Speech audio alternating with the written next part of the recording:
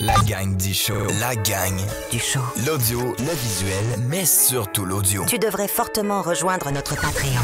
Sur le patreon.com, La gang du show. Premier arrivé, premier servi. La gang du show. Dimanche, 10h. Dimanche, dès 10h. propulsé par les excavations Michaud et Fils.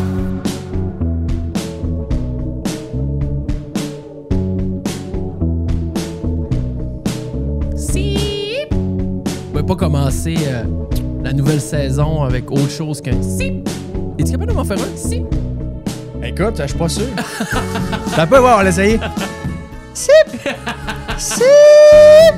Ah, c'est bon, là. Chris, je fausse moins que toi dans la toune de la web série. Man. On revient avec ça. Bang! Il y a un regain. Y a-tu un regain de views de ça? Non, Je mais m'en non, fais mais parler non. encore de plus en plus. Ça finit pas. Non, il y en a pas. Seigneur Dieu. Si. Hey, mes hommages à tous. C'est-tu le premier show back des vacances? Peut-être que oui, peut-être que non. Peut-être qu'il y en aura eu un avant. Mais On va faire comme si c'était le premier. On va faire comme si c'était le premier. Bon dimanche à tous. En avance, bien en avance sur patreon.com, la gang du show. Merci à Dave et sa gang des excavations Michaud et Fils qui sont en propulsion pour nous jusqu'à la fin de l'année 2025. Si vous avez fait faire des fondations cet été, j'espère que vous avez utilisé les services à Dave. Ça a dû rouler Non, par mais ça arrêter. des tops, ça arrive nord à Montréal. Et ça accroche en tabac. Ouais, Ça fait j'en des doute jobs, pas. ça travaille sans cesse. Donc, merci d'avoir syntonisé. Aujourd'hui, je suis très content. On est à Chicoutimi. On s'est déplacé. Pas rien que pour ça. Je suis venu passer quelques jours avec ma famille, mon papy. Mais l'année passée, en 2024, on avait fait un... Ben même, dans le temps un peu avant les fêtes, non? Ouais, c'était en novembre. En novembre, Ouais. on avait fait un show avec Fred, qui est en avant de moi, qui est excellent, qui est propriétaire de Altic, qui est conférencier, qui est un planificateur, qui connaît les finances. Et à toutes les fois qu'on a fait des shows où on a jasé de finances, on a jasé d'investissement, de comment être intelligent avec ton argent, de quoi faire quand tu as de l'argent de côté, de quoi faire pour pas te ramasser à la gorge à 50 ans avec pas une crise de scène de côté, comme un de mes oncles. Fred est là pour ça. Il œuvre là-dedans. C'est là-dedans qu'il gagne sa vie, qui donne des conseils aux gens. Et le show avait vraiment été bien reçu. Ça a fait une tonne de bons clips qui ont pu rouler après ça sur YouTube, partout où on les a postés. Fait que je suis très content qu'on puisse content d'entendre continuer ça. cette discussion-là, man. Bienvenue. Ouais, ben merci Très pour bienvenue. la deuxième invitation. Puis très content de savoir que le monde a aimé ça puis que le feedback était bon. C'était ça l'objectif. Fait que le but, c'est de donner le plus de value aux gens qui l'écoutent puis qui puissent ressortir avec une coupe de pépites puis que ça puisse idéalement changer leur vie financière pour le mieux. C'est ça, Ben, c'est ça, exact, le plan, parce man. que de l'argent, tu sais, c'est un show sur l'argent. L'argent, tabarnak, on a tout pas le choix d'en avoir un. Tu sais, c'est au centre de tout. C'est là. la seule chose que tout le monde va avoir en commun dans sa vie, tu sais. Genre. En Amérique du Nord, là, tout le monde va l'utiliser à tous les jours, tu sais. Ça va être des questions financières à tous les jours de ta vie, tu sais. Fait que... Tu sais que j'ai un calendrier personnel où. avec des femmes dessus. Des femmes, les flaques au fjord. Ouais. Et c'est chez nous, puis je mets un petit point dessus les journées où je dépense 0$. Ah ouais, Il y en a sérieux? quelques-unes dans l'année. Il y a quelques journées où. Chris, ça n'a rien coûté aujourd'hui. Avant, dans ton jeune temps, il n'y en avait pas beaucoup de points hein, là-dessus. Ben, dans mon jeune temps, ça dépend quel jeune temps que tu parles. Mais mettons, aujourd'hui, une journée où mon épicerie est faite, que j'ai pas besoin de sortir, que j'ai pas au dépanneur à rien acheter. Puis tu sais, je fume plus, ça fait un bout. Fait que Ah ouais, ça, c'est bon. c'est ça. bon pour le paquet de cigarettes à 22$. Ouais, Ça, c'est un bon, autre beau ça, CV. c'est très bon. Fait que je mets des points, mais quand je check à la fin de mon année, il n'y en a pas gros des points sur le calendrier, ce que j'ai pas dépensé ces journées-là. Mais en tout cas, fait que c'est ça, l'argent est au centre de tout. Puis c'est toujours, moi, en tout cas, je suis un passionné. Hey, cette semaine, le Bitcoin a hit 122 000 US. T'as vu ça? Ouais.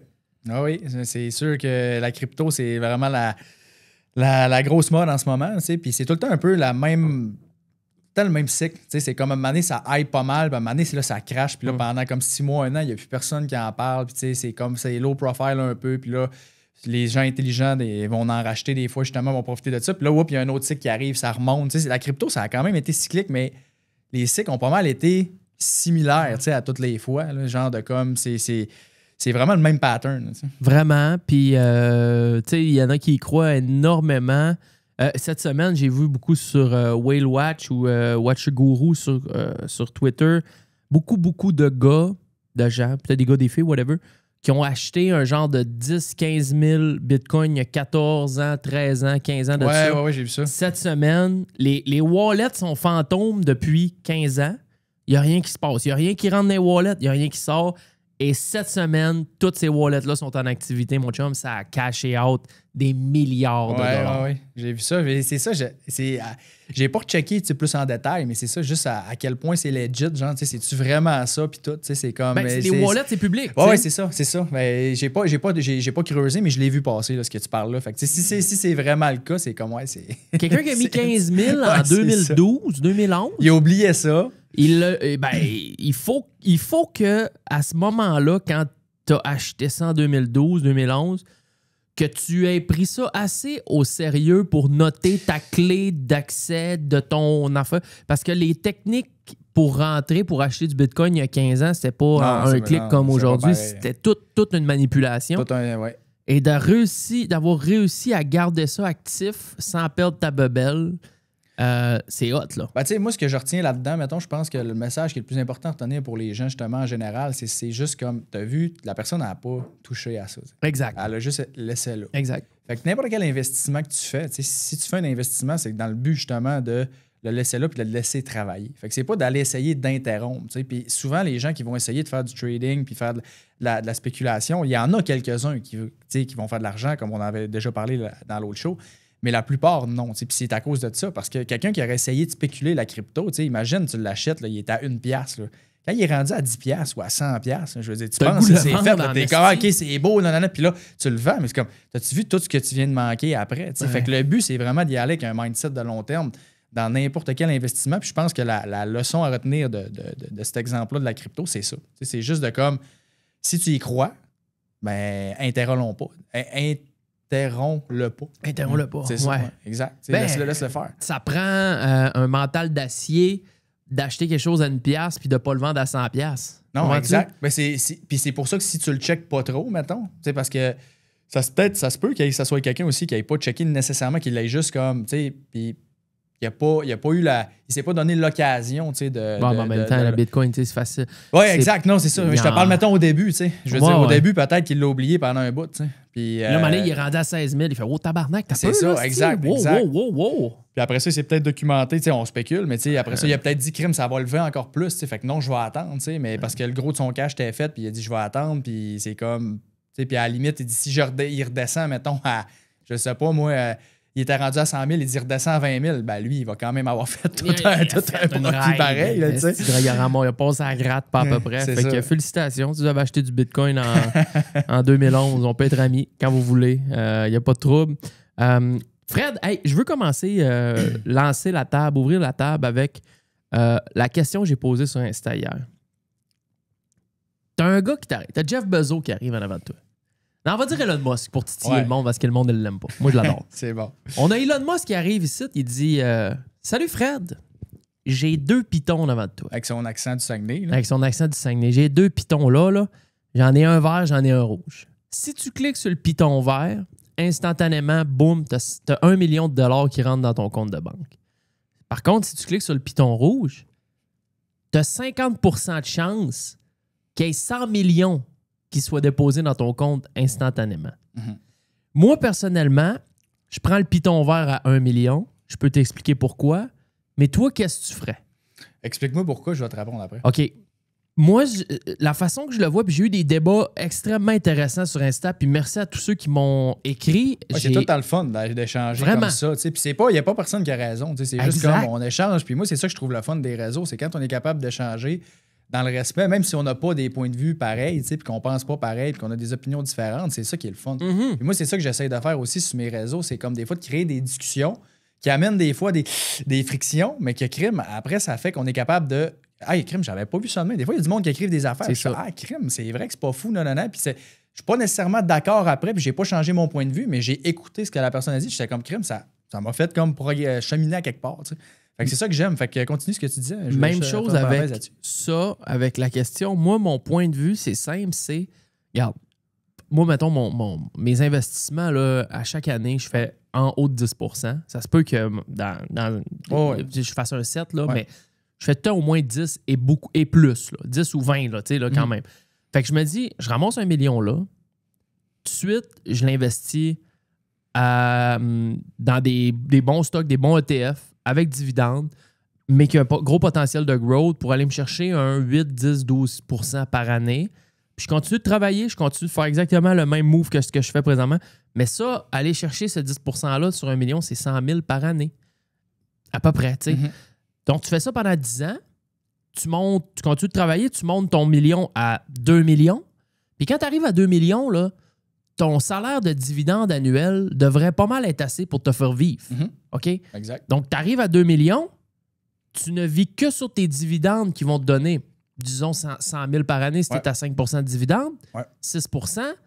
Tu vis sur tes dividendes, tu touches même pas à ton 2 millions, puis le 2 millions, ben lui, il continue de fructifier. Puis à un moment donné, ben, quand tu arrives un peu plus vieux, tu dis, bon, ben parfait, je suis rendu assez vieux de commencer à gruger dans mon million.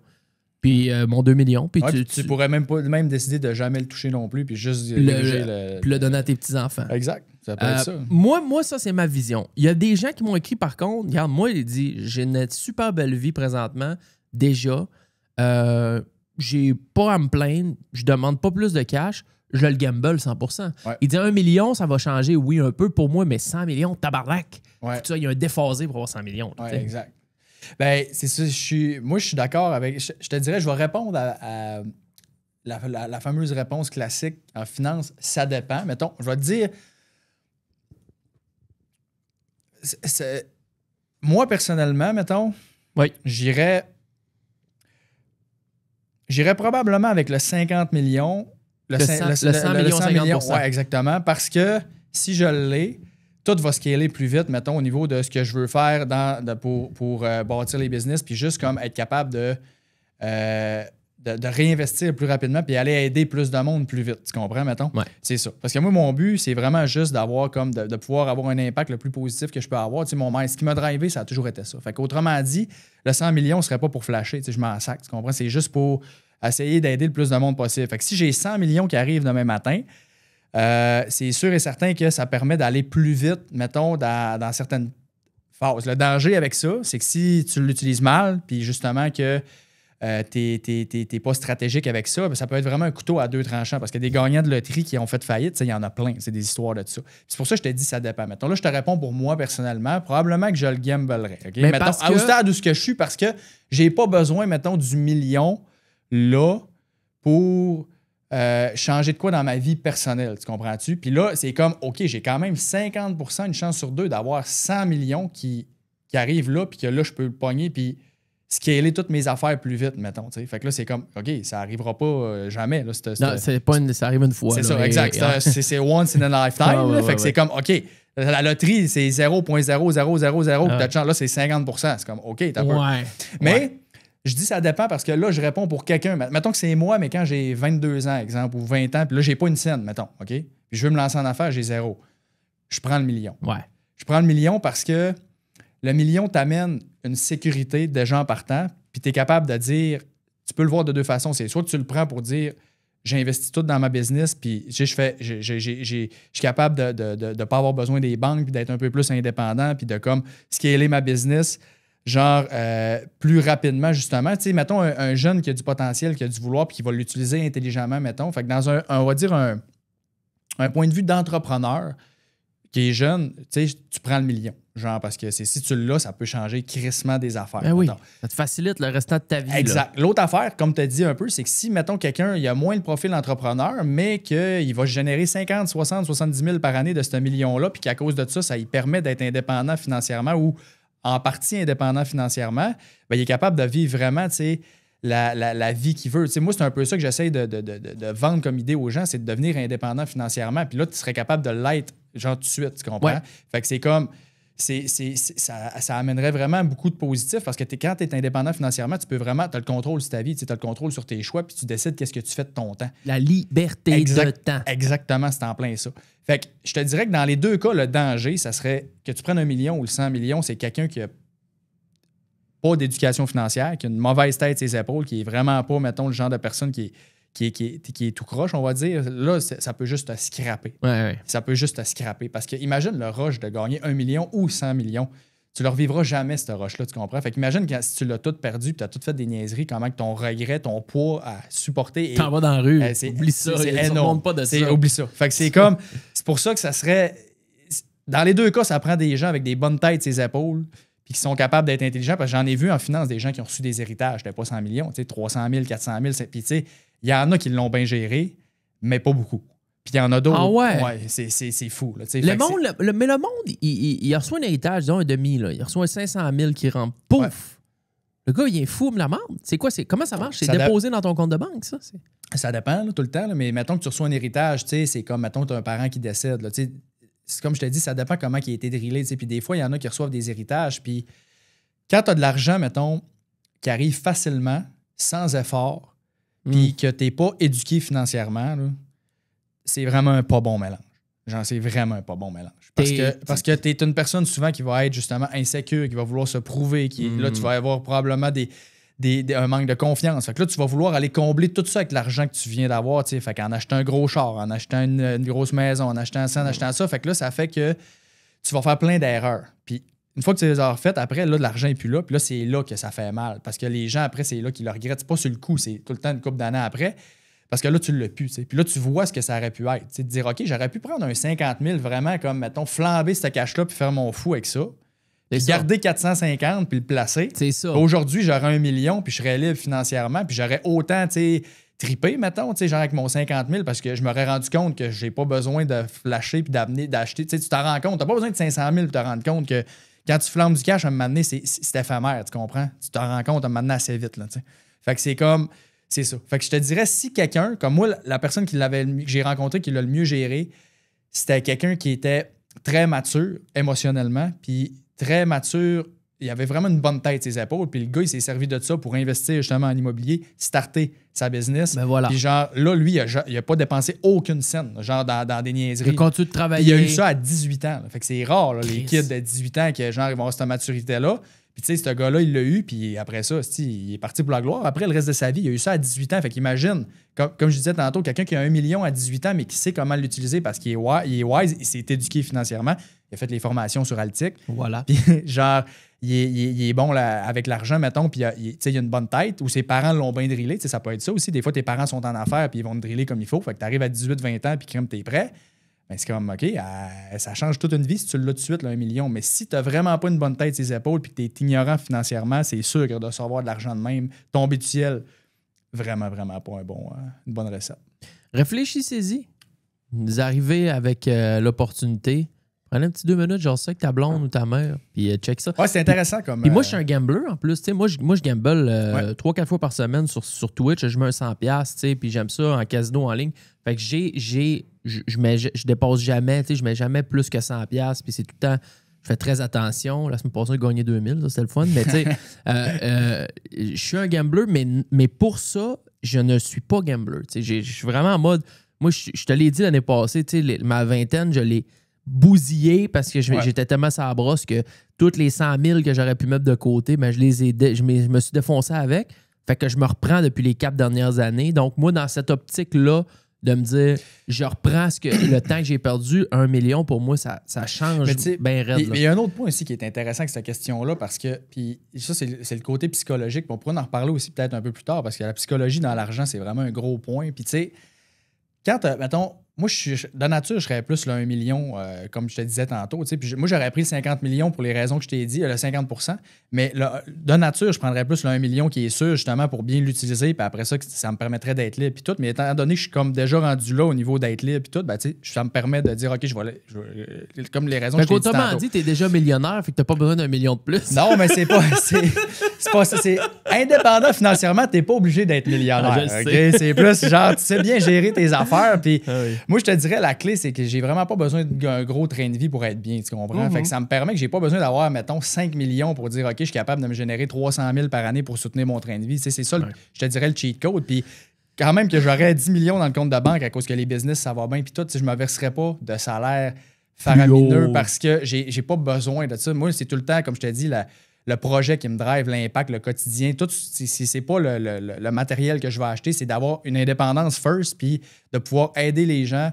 Après ça, de comment je peux utiliser mon temps de la meilleure des façons. C'est ça que l'argent m'amène. Tu comprends? Ça m'amène cette liberté-là de dire, OK, là, je peux faire ce projet-là. Parce que si je suis endetté, j'ai pas une scène, je peux pas le faire, ce projet-là, tu comprends? Puis de la même façon. Fait que ça change tout. Mais où ce que je voulais à m'aligner avec le point que j'allais, c'était que, tu sais, mettons que tu prends tu reçois 100 millions, là.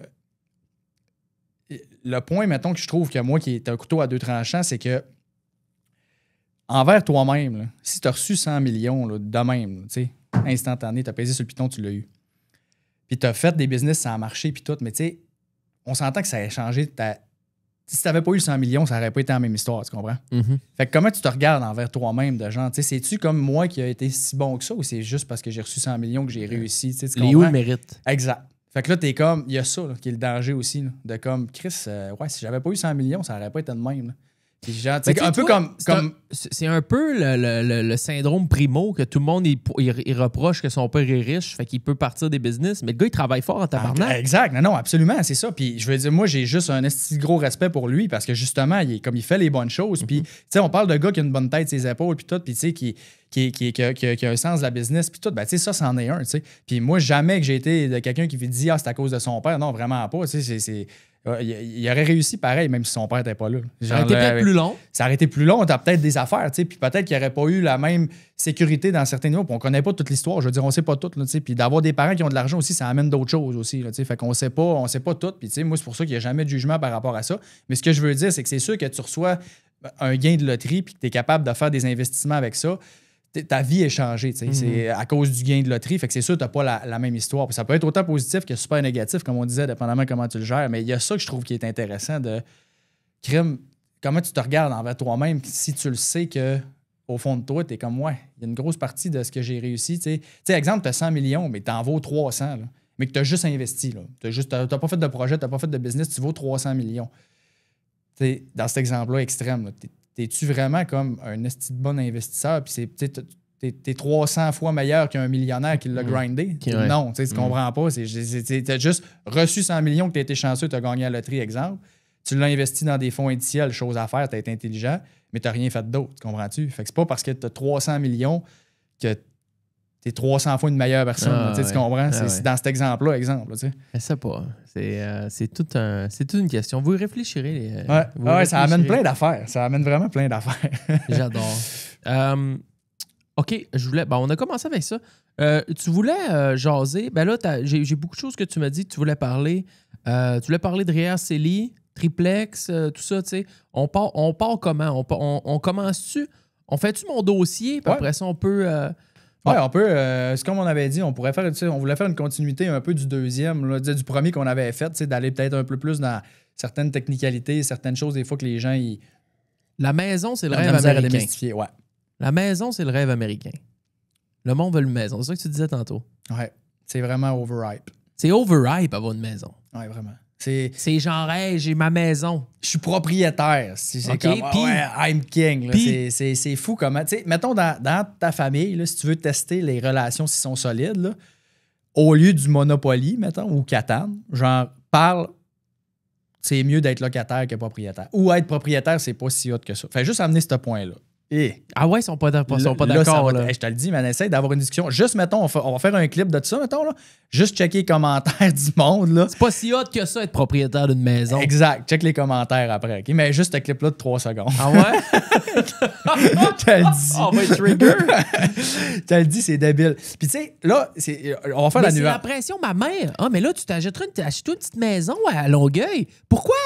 C'est ça. Pourquoi je paierais 700 000 pour une petite maison à Longueuil? La première affaire, c'est que ça part... Il y a une mentalité de, justement, d'être propriétaire, tu sais, de comme Lego, nanana, puis c'est comme... avant, tu voulais avoir ton chez vous, élever ta famille, nanana, puis tu avais 12 enfants, je veux dire, tu avais besoin de place, là, on est d'accord? Fait que la maison, je veux dire, je comprends. Puis ça part aussi de comme tes grands-parents avaient une maison, tes parents, puis la maison, ça a toujours été là. T'sais. Fait que c'est vraiment ancré très solidement, mais aujourd'hui... Puis, tu sais, ça fait quand même plusieurs années que ça existe, mais je pense que c'est encore plus d'actualité aujourd'hui. Tu sais, c'est que les gens, ce qu'ils comprennent pas, puis ce qu'ils calculent pas surtout, c'est tout le coût d'opportunité que la maison apporte. Tu sais, parce que Premièrement, quand quelqu'un va acheter une maison, puis là, je dis pas qu'il faut pas avoir de maison, puis je dis pas qu'avec une maison, tu feras pas d'argent. C'est pas ça. Ce que je dis, c'est qu'avec une maison, tu feras peut-être pas autant d'argent que tu penses. C'est juste ça. OK? C'est juste ça. Puis tu vas hype la maison parce que tu vas penser que ça va t'amener ça, puis tu vas voir juste comme le prix que tu as payé versus le prix que tu as vendu, mais tu calculeras pas tout ce que ça t'a coûté entre-temps pour avoir la maison, être propriétaire, puis le coût d'opportunité. Des taxes, Exactement. Tu sais, mettons, je te fais un exemple classique. L'erreur classique, OK? C'est que la personne, elle va dire, mettons, moi, ça me coûte, mettons, 1500 me loger, exemple, qu'il y a d'un logement en ce moment, tu sais, 4,5, peu importe, là, puis un condo, 1500, 1600, 1700 avec l'hydro, exemple. Puis là, elle dit, moi, je vais m'acheter une maison. Puis là, j'ai checké, puis l'hypothèque, mettons, c'est 2000 ou 2100 pièces pour une maison, mettons, exemple, de 400 000. Là, je dis des chiffres de même, OK, à peu près. Là. Fait que là, c'est comme, ça me coûte juste 400 ou 500 pièces de plus, je suis propriétaire, mettons. C'est bien mieux, j'ai de l'argent qui va me revenir dans les poches, je paye pas dans le vide, j'enrichis pas un propriétaire, autre, non. Ça me revient. Je lance pas mon argent dans le feu. Mais là, une maison, c'est pas juste une hypothèque. Une maison, c'est des taxes, c'est de l'entretien, c'est des assurances, c'est la SCHL au début qui se rajoute à ton hypothèque si tu n'as pas mis 20 %.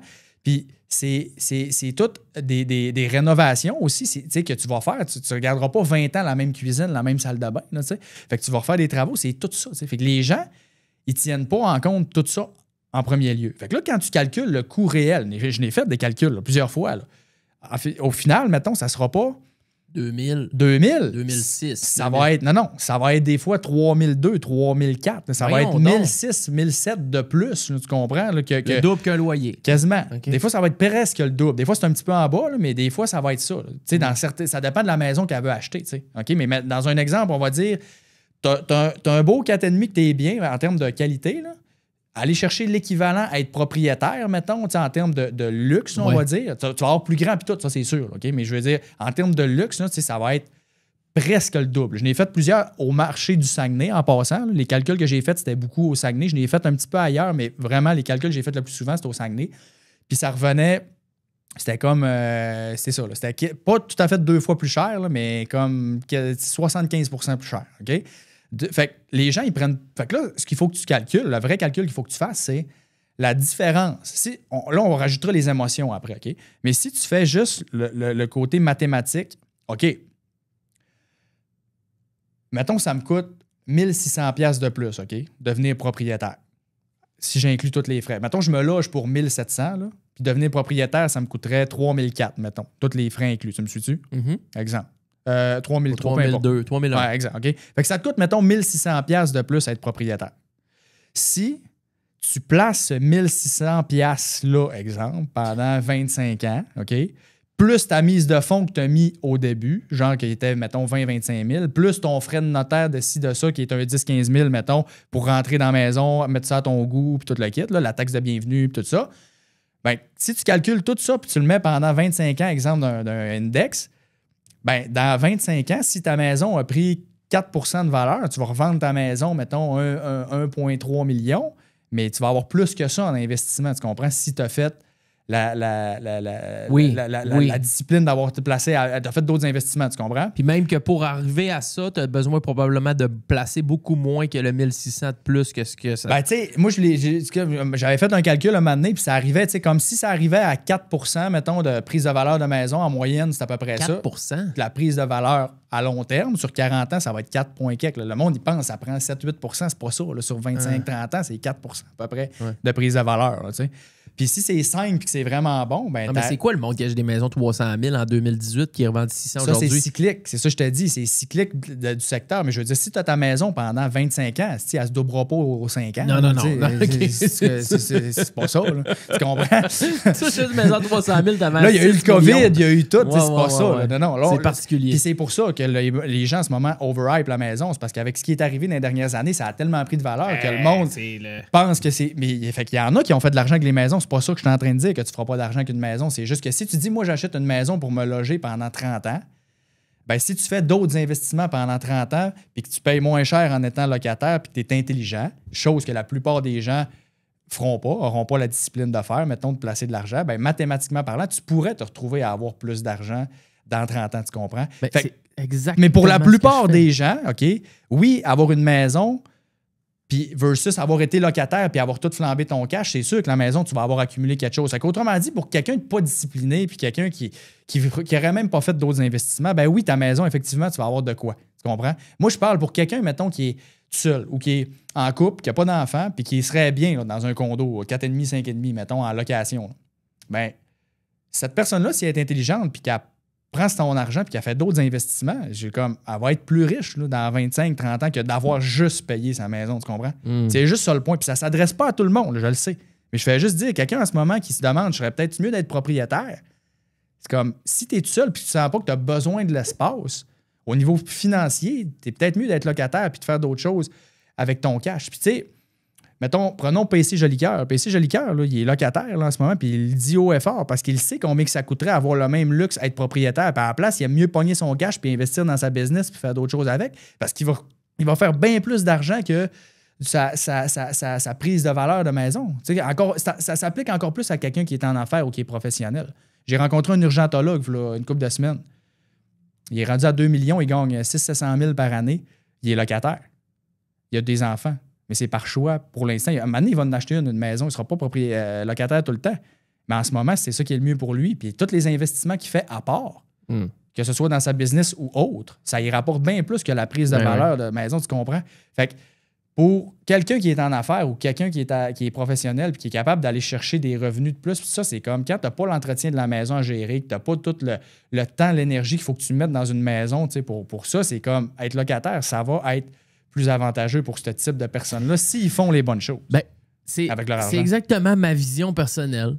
Moi, je suis locataire et ça me coûte un bon montant, mais ça me coûte pas 2000. Je suis à Montréal, quand même, au centre-ville. Mais parce que si j'achète une maison à Longueuil, puis j'y ai réfléchi longtemps, puis je les ai checkés, là. Ouais. Je n'ai quasiment été d'en visiter. Tu reviens à peu près à ça, 3000 d'hypothèque par mois. Plus les autres frais, tu vas être à 5 000. Plus les autres frais, tu vois, Fait que moi, là, mettons, on va mettre un chiffron, mettons, mon 2000, ça me coûte par mois, là. Ben ça me permet facilement de mettre un 300-400 piastres par semaine à la bourse que j'ai pas besoin de dépenser sur ma propriété à moi parce que ça me coûte justement juste 2000. Exact. Puis moi, ça, j'ai bien plus de fun. Je m'en calisse. J'ai pas l'ego de dire « Ah, j'ai pas de maison, je suis un locataire. » Je m'en calisse. C'est ça. Je C'est ça m'en que fous. beaucoup de gens ont. Mais les gens, c'est la fierté de dire « J'ai acheté ma première maison. » Quelqu'un qui peut vraiment se le permettre puis que c'est beau puis c'est correct. Ouais, c'est ça. Mais Christ, je pourrais là m'en acheter une maison, mais je serais pas capable de mettre plus que 50$ par semaine de côté. Ça te ferait chier. Ça me ferait tellement parce chier. que ta maison t'amènerait pas le plus de bonheur que tes investissements que tu fais t'apportent. Et moi, je suis drillé depuis 4 ans à savoir qu'à chaque semaine, j'ai un montant X qui part de mon compte, qui s'en va dans la bourse. Puis je regarde mes dividendes monter, puis je check mes affaires, puis je suis comme, wow, OK, prochain palier, on monte à tel montant. Prochain palier, on monte là, puis go, puis je suis craqué, puis je vois ça monter. Mais d'une maison, OK, bon, je vais mettre 50$ par semaine, mais la maison me coûte 4 000. Puis là, après, ton chauffe-eau, il pète, là, faut que tu chales. Après ça, tu as de l'entretien. Tu as tout le temps des imprévus. Je veux dire, une maison, c'est un puits sans fond. Il y a tout le temps quelque chose. Puis je veux dire, il y a toujours de quoi. Puis ce qui t'amène là, c'est super bon parce que les gens, premièrement, il y a l'ego qui est là, justement, qui veulent sentir qu'ils sont propriétaires, se sont fait dire qu'avoir une maison, c'était vraiment important, nanana. Puis il y en a beaucoup des gens, là, c'est exactement ça. Autrement dit, moi, mon gauge pour acheter une maison, puis c'est ça que je parle justement dans une des formations, c'est que tu as juste à te poser 2 questions. La première, c'est quand j'achète ma maison, est-ce que je suis capable de continuer d'investir au rythme que je veux pour atteindre mes objectifs plus tard qui sont vraiment importants pour moi? Fait que dans l'exemple que tu viens de dire, la réponse, c'est non. Exact. Fait que là, toi, ça te fait chier. Tu comprends? Parce que tu n'es plus capable. Fait que ça veut dire achète-le pas. Parce que ta maison ne viendra pas compenser le bonheur que tu perds à cause de ça. Tu comprends? Voilà. L'autre question qu'il faut se poser, c'est, mettons que celle-là, c'est oui. Exemple, tu serais capable là, de continuer d'investir le même rythme que tu veux, genre 400$ par semaine, même en ayant ta maison. Est-ce que tu es capable d'avoir le même train de vie que tu veux avoir en ayant ta maison? Puis là, si la réponse est non, ben là, tu vas être emprisonné dans ta maison puis tu vas trouver ça plate en esti parce que tu ne seras plus capable de rien faire. Cauchemar. Fait que là, ça va te priver de ta liberté puis ta maison, encore une fois, le bonheur que ça va t'amener ne viendra pas compenser le malheur de la liberté que ça te prive. Tu me suis? Mm-hmm. Fait que c'est ça. Fait que quand les 2 questions sont à oui, exemple, l'urgentologue que je parlais tantôt, il gagne 700 000 par année. il veut placer 200 000 par année pour ses objectifs, mettons, OK? Ben lui, là, s'il achète une maison puis il est capable de placer 200 000 par année, ben il va acheter sa maison puis il va être capable de faire son train de vie aussi, tu comprends? Fait que lui, il va l'acheter sa maison, il n'y aura pas de trouble. Mais tant que c'est une maison qui ne viendra pas nuire aux deux questions qu'on vient de dire, tu me suis? Fait que quand tu achètes ta maison, tu n'achètes pas avec les critères de la banque. Ça vaut rien. Si ça vaut absolument rien, la banque va te dire tu peux emprunter pour 2 millions. C'est comme, c'est pas ça. La banque, elle te pose pas la question qu'est-ce que tu veux faire une fois que tu vas être dans ta maison. Tu veux-tu continuer d'investir? L'indépendance financière, c'est important pour toi. Les loisirs, c'est important pour toi. Tu veux-tu continuer d'aller au restaurant? Tu veux-tu faire des voyages? Elle ne te demandera pas ça. Tant de revenus bruts, c'est ça, tes dettes, OK, tu peux emprunter pour tant. Mais c'est comme, si tu te fies là-dessus, tu risques fort, probablement, d'être malheureux un moment donné parce que tu ne seras pas capable d'investir comme tu aimerais ou tu ne seras pas capable de vivre la vie que tu veux puis tu vas être prisonnier de ta maison. Puis ça, il y en a en esti qui sont prisonniers de leur maison en ce moment. Puis quand les taux d'intérêt ont monté dans les dernières années, il y en a qui pleuraient en crime, là. Parce que justement, les paiements augmentaient puis tout. Puis à un moment donné, ça se peut que les taux d'intérêt réaugmentent puis tout. Puis il y en a plein qui sont là puis qui sont proches là, tu augmentes les paiements hypothécaires de 500-600$ par mois, là, ça va mal aller. Là, c'est ces maisons-là qu'il faut ramasser. Le monde qui sont plus capables de payer.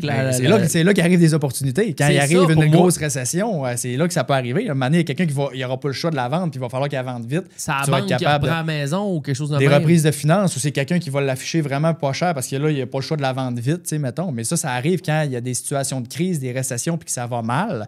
Puis là, on n'est pas encore là-dedans, mais ça se peut très bien qu'à un moment donné, ça arrive. T'sais. Fait que c'est juste ça, c'est que la propriété, c'est surévalué. Puis là, on l'a dit, l'aspect financier. Okay? Fait que on va terminer ce point-là là-dessus. C'est qu'il y a aussi un côté psychologique. Fait qu'on s'entend qu'avoir une maison, ça crée des souvenirs. T'es chez vous, ça amène, t'as plus d'espace, tout ça. Fait qu'on s'entend, si ça, c'est pour ça que tu achètes une maison. Toi, ça vaut plus que tout le reste. Achète-toi ta maison. Il n'y en a pas de problème. Si tu comprends, c'est bien correct. Puis j'ai pas de problème avec quelqu'un qui dit moi, ça me fait plaisir de payer juste ma maison. Puis j'aime vraiment ma job, puis d'avoir juste mon fonds de pension, puis de ne pas toucher, de ne pas faire aucun autre investissement. Si tu es bien là-dedans, puis tu es heureux, il n'y en a pas de problème. C'est bien correct. Oui. Moi, mon seul avertissement, c'est pour les plus jeunes, souvent, parce que j'en ai vu beaucoup des dossiers. C'est comme qu'ils veulent avoir une maison, puis qu'ils pensent qu'en achetant une maison, c'est le Saint Graal. Mais là, souvent, eux autres, ça fait l'effet inverse, c'est que ça devient un boulet financier. Parce que là, ils mettent tout là-dedans, puis après ça, s'il arrive, mettons, une séparation, Chris, là, ils sont plus capables, il faut qu'ils revendent à perte, puis nanana, puis là, ça va juste comme plomber leurs finances, tu comprends? Fait que l'avertissement, il est juste là. Fait que en bout de ligne, ce que je veux que les gens retiennent, c'est pas compliqué. C'est une maison, ce n'est pas automatiquement un investissement, ce n'est pas automatiquement le meilleur mot financier. Oui, ça peut être bon dans certaines situations, puis dans bien des cas à long terme, oui, ça va prendre de la valeur, puis tout. Mais tu aurais pu faire d'autres choses avec ton argent qui auraient été plus payants. Mais si tu es conscient de ça et que tu achètes ta maison pour des raisons émotionnelles qui sont propres à toi, bien correct, achète-la. Je veux juste pas que quelqu'un achète une maison en pensant « j'ai une maison, je suis seté financièrement, c'est sûr, tout est correct. Tu comprends? C'est parce qu'il y en a beaucoup qui ont cette mentalité-là, puis c'est pas ça du tout.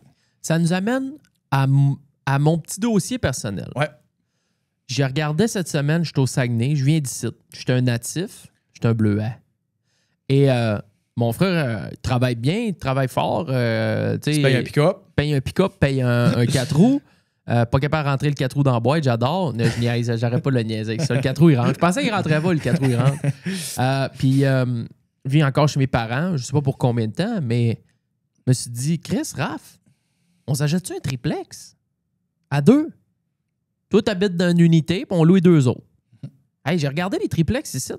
350, 400 000, t'as des beaux triplex qui ont de l'allure. Ouais. Si on est 2, le cash down de 60 000, ben 30 000 chaque, on est capable de faire ça. Tu te crises pas à gauche, tu sais, mettons 60 000, ça commence à faire de l'argent, mais 30 000, ça va. Chacun, boum, boum, les frais de ci, les frais de ça, on part. Toi, tu te loges là, paye là, il va aller faire les réparations. Lui, il est bien tombé à la retraite. Il n'y a rien qu'autre d'aller changer des chauffe-eau, déboucher des toilettes. On a quelqu'un qui est là pour s'en occuper. Ça serait-tu ça le play? Moi, je continue d'habiter en location à Montréal, ce qui me permet de justement continuer de pouvoir faire des investissements. On a notre première propriété, on a notre première porte, on se fait une genre de compagnie à 2, genre de mini-holding où l'argent des locataires, elle s'en va là-dedans, dans un compte. Ça sert à payer le triplex, puis tout. Puis quand ça fait 2-3 ans, on réhypothèque, peut-être s'en prend un deuxième, puis on se décolle de même. Puis moi, ça ne l'affecte pas personnellement les investissements que je fais à chaque semaine. Ouais. Ma vie est identique. Je continue à payer mon condo que je loue à Montréal. Lui, ben, ça lui coûte à peu près rien d'habiter dans son 4,5 dans notre triplex. Puis ça se paye tout seul. Ben, strictement financièrement parlant, mettons, moi, ce que je dis tout le temps, c'est comme, mettons, un jeune de 18 ans ou 20 ans, mettons. Tu sais, là, quand je fais des conférences, des fois, dans les écoles ou que je rencontre des jeunes, tout ça, des fois, il y en a qui viennent d'informations par eux autres mêmes, ils ont 21, 22. Et là, des fois, ils sont chez leurs parents, puis là, tu sais, ils vont partir. Fait que là, ils demandent le move. Fait que le move le plus payant pour quelqu'un, un jeune de 20 ans, mettons, qui est chez ses parents, c'est de rester chez ses parents toute sa vie. Ça, c'est numéro 1. Oui. Ça, c'est un le vieux top. garçon. Un Tanguy, ça, c'est rien de plus payant que ça. Mais non, sérieusement, OK, après ça, pour vrai, mettons que tu t'en vas à 21-22, le move le plus payant, c'est d'avoir un immeuble à revenus, justement. C'est d'aller avoir un triplex, un 4, mettons, puis d'aller habiter dedans. Parce que, comme tu as dit, ça va te coûter très peu cher pour te loger, ce qui est un besoin que tu vas avoir, c'est sûr. Fait que ça, c'est vraiment bon. Puis tu profites des avantages fiscaux des immeubles que ça peut amener, puis de la prise de valeur, la plus-value. Exact. Puis l'hypothèque se paye tout seul, comme tu dis, s'il est bien acheté. Fait que là, mon bémol là-dessus, c'est que l'immobilier, c'est vraiment bon. Ça peut être vraiment excellent si c'est bien fait. Comme n'importe quel investissement ou comme n'importe quoi dans la vie, une business, ça peut être super payant si c'est bien fait. Comment tu peux mal faire ça, acheter un triplex? Ouais. Ben, tu Et pourquoi calcules... tu as dit 4? Parce que 4 est plus avantageux qu'un 3? C'est parce que, normalement, mettons, en immobilier, c'est comme si tu as un duplex. Premièrement, avec le marché actuel, c'est très dur à rentabiliser. Il va falloir que tu charges des prix de fou pour rentabiliser, que tout se paye tout seul, justement, comme tu disais, c'est ton objectif. Après ça, c'est le côté risque de vacances. C'est que si tu as un duplex, tu as un locataire qui part, ben, tu as 50 de tes revenus qui viennent de partir. Mm-hmm. Si tu as un 4, tu as un locataire qui part, tu as 25 de tes revenus qui viennent de partir. Fait que tu comprends, tu as moins... tes sources de revenus sont plus grandes parce qu'ils ne dépendent pas de juste 2 personnes. C'est de 4 personnes, tu comprends? Fait que c'est pour ça que généralement, mettons, un 4, 5 et plus, si tu tombes dans le commercial puis tout, c'est là qu'il va y avoir plus d'argent à faire puis c'est là que ça peut être plus avantageux. Mais là, le problème en ce moment, c'est de trouver des immeubles qui ont du bon sens puis que tu es capable de payer un prix qui va être capable d'être rentable, parce que puis là, c'est ça qui est de plus en plus dur. Puis il y en a qui vont même dire, c'est pas grave, même si l'immeuble n'est pas rentable, puis tu vas le faire, ton cash, ça a plus-value, puis tout. Mais moi, je suis pas trop d'accord avec ça parce que ça augmente quand même ton risque s'il cale du cash à chaque mois. Puis je veux dire, financièrement parlant, tu peux pas avoir 10 immeubles qui calent, exemple, 5 000 par année, puis tout toi-même les backer. Les fider, ça n'a pas de bon sens. Tu comprends, ça marche pas. Là. Fait que je veux dire, moi... En immobilier, je considère qu'il faut que tu aies un immeuble qui est rentable, mais c'est dur en ce moment d'avoir un deal qui va te permettre d'avoir un immeuble rentable. Est-ce que pour toi, rentable, tu finis l'année avec un positif dans le compte de banque ou tu finis kiff-kiff? Rentable, non, mais dans l'idéal, c'est que tu es capable d'avoir une marge. C'est que tout s'est payé tout seul puis qu'il te reste encore de l'argent dans le compte, idéalement. Mais ça, c'est rough en ce moment à trouver parce que il faut soit que tu payes un prix qui est pas cher, ce qui est dur, parce que là, les propriétaires veulent vendre le gros prix en ce moment, puis il n'y a pas beaucoup d'immeubles. Fait que je veux dire, c'est comme dur de trouver un vrai deal. Fait que souvent, il va falloir que tu achètes un immeuble qui va avoir besoin d'amour, qu'il va falloir que tu aies des skills pour le remettre, pour aller te faire ton profit à l'achat, mettons, comme on dit, puis aller te rechercher comme... mettons, tu vas le payer 300 au lieu de 400, mais tu vas avoir 100 000 à faire de réno dedans, mais en faisant 100 000 de réno, il va quand même prendre la valeur pas mal, puis tu vas pouvoir justifier, mettons, une augmentation de loyer, puis tout. Puis l'autre affaire aussi, c'est qu'en ce moment, tu as des immeubles, mettons, que tu as des propriétaires, ils ont chargé des loyers, on va dire standard, puis ils n'ont pas augmenté tant que ça le loyer, c'était bien correct, parce que c'était rentable pour eux autres. Mais là, l'immeuble a pris beaucoup de valeur. Toi, tu l'achètes au gros prix, mais les loyers, ils n'ont pas suivi l'augmentation de la valeur. Là. Ben, la madame, elle habite là-dedans depuis 2002, puis elle paye quasiment rien, puis elle ne veut pas s'en aller. Ben non, puis là, des rénovictions, puis tout, je veux dire, tu fais pas ça. Là. Puis idéalement, on parle, mettons, moralement, puis tout ça, c'est comme, je veux dire, tu veux... Fait que là, tu as la régie du logement, tu as d'autres règles. Là. Fait que tu peux pas dire, OK, je pogne un immeuble, puis je fais ce que je veux, mettons, nécessairement demain... Il y a tout ça quand tu deviens propriétaire. Fait que, c'est pour ça que quand je dis quand tu achètes un immeuble, il y a plein de choses à checker. Puis c'est pour ça que l'immobilier, c'est un revenu, il y en a beaucoup qui disent c'est un revenu passif. C'est comme, ouais, peut-être dans 15 ans, mais genre au début, c'est actif en esti l'immobilier. C'est pas un FNB indiciel que tu mets 100 000 là-dedans puis tu l'oublies. Là. C'est comme, faut que tu prospectes ton immeuble, faut que tu ailles le visiter. Après ça, faut que tu t'assures que tout est correct. Après ça, faut que tu fasses une offre d'achat. Après ça, tu négocies. Là, il faut que tu le signes, il faut que tu ailles chez le notaire. C'est crissement des étapes, là, devenir propriétaire. Après ça, si ça va mal, il faut que tu gères tes locataires. Des fois, il faut que tu ailles en cours si ça va vraiment mal. Fait qu'il faut que tu sois prêt, autrement dit, si tu investis en immobilier, c'est comme n'importe quel business, il faut que tu sois prêt à payer le prix de ce que ça peut amener. Ça peut aller super bien, mais il faut que tu te prépares au pire des scénarios parce que, tu sais, ça peut arriver. Puis la majorité des locataires vont être « ça va bien aller ». Mais si jamais ça va mal, es-tu prêt à assumer c'est quoi que ça prend quand ça va mal, tu comprends-tu? Puis, tu sais, moi, j'ai eu... je faisais une formation une année, puis je faisais mon bout sur l'immobilier, justement, tu sais, qui est comme juste une petite base, tu sais, pour que les gens, justement, un peu ce qu'on est en train de parler là, tu sais. Puis, il y a quelqu'un qui est dans la salle qui avait des immeubles, puis lui, là, il nous a conté, genre, son histoire. Cauchemar. D'horreur, là, tu sais. Puis c'était genre... Mais, tu sais, il l'a vraiment conté, puis je veux dire, avant ça allait bien. C'est ça qu'il disait. Les premières années, ça allait bien, nanana. Mais là, les dernières années, ça a tellement coûté cher de frais d'avocat, de réno de ci, que c'est venu manger tout son ce qu'il avait accumulé. Exactement avant. Il est encore dans le plus pareil, mais je veux dire, ça a tellement créé du stress puis tout. Fait qu'il disait, lui, son témoignage, c'était juste comme l'immobilier, c'est pas comme automatique, tout va bien, puis préparez-vous, des fois, ça peut aller mal. Puis je vous le dis, quand ça va mal, ça brasse pas juste financièrement, c'est mentalement, c'est l'énergie, c'est physiquement aussi que tu le ressens, c'est tout. Là, parce que lui, il a vraiment vécu comme un cauchemar. Fait que tu sais, c'est comme, il faut juste être prêt à ça. Comme tu te prépares au worst case scénario. Fait que si tu achètes un immeuble avec ton frère, c'est juste, moi, c'est ça que je vous dirais si tu étais mon client, mettons, on ferait une consultation, c'est ça que je te dirais. C'est comme là, es-tu prêt? Mettons que ça va mal. Ton frère, c'est une bonne personne avec qui tu vas t'entendre si ça va mal. Genre, c'est qui va gérer ça? Puis là, je pense que oui. Fait que, tu sais, si toi, t'es à Montréal, puis là, c'est lui qui est tout le temps en train de gérer les affaires parce qu'il habite ici, puis là, ça le fait chier. Lui, vas-tu être à l'aise, justement? Tu sais, c'est tout ça. C'est des choses j'ai déjà jasé de ça. J'ai dit, tu sais, je comprends que moi, c'est pas moi qui va aller cogner à la porte parce que le gars, il a pas payé rendu le 2 du mois ou, tu sais, c'est toi qui es ici, là. Puis je vais pas faire des allers-retours pour venir faire le gazon, là. Tu sais, c'est pas...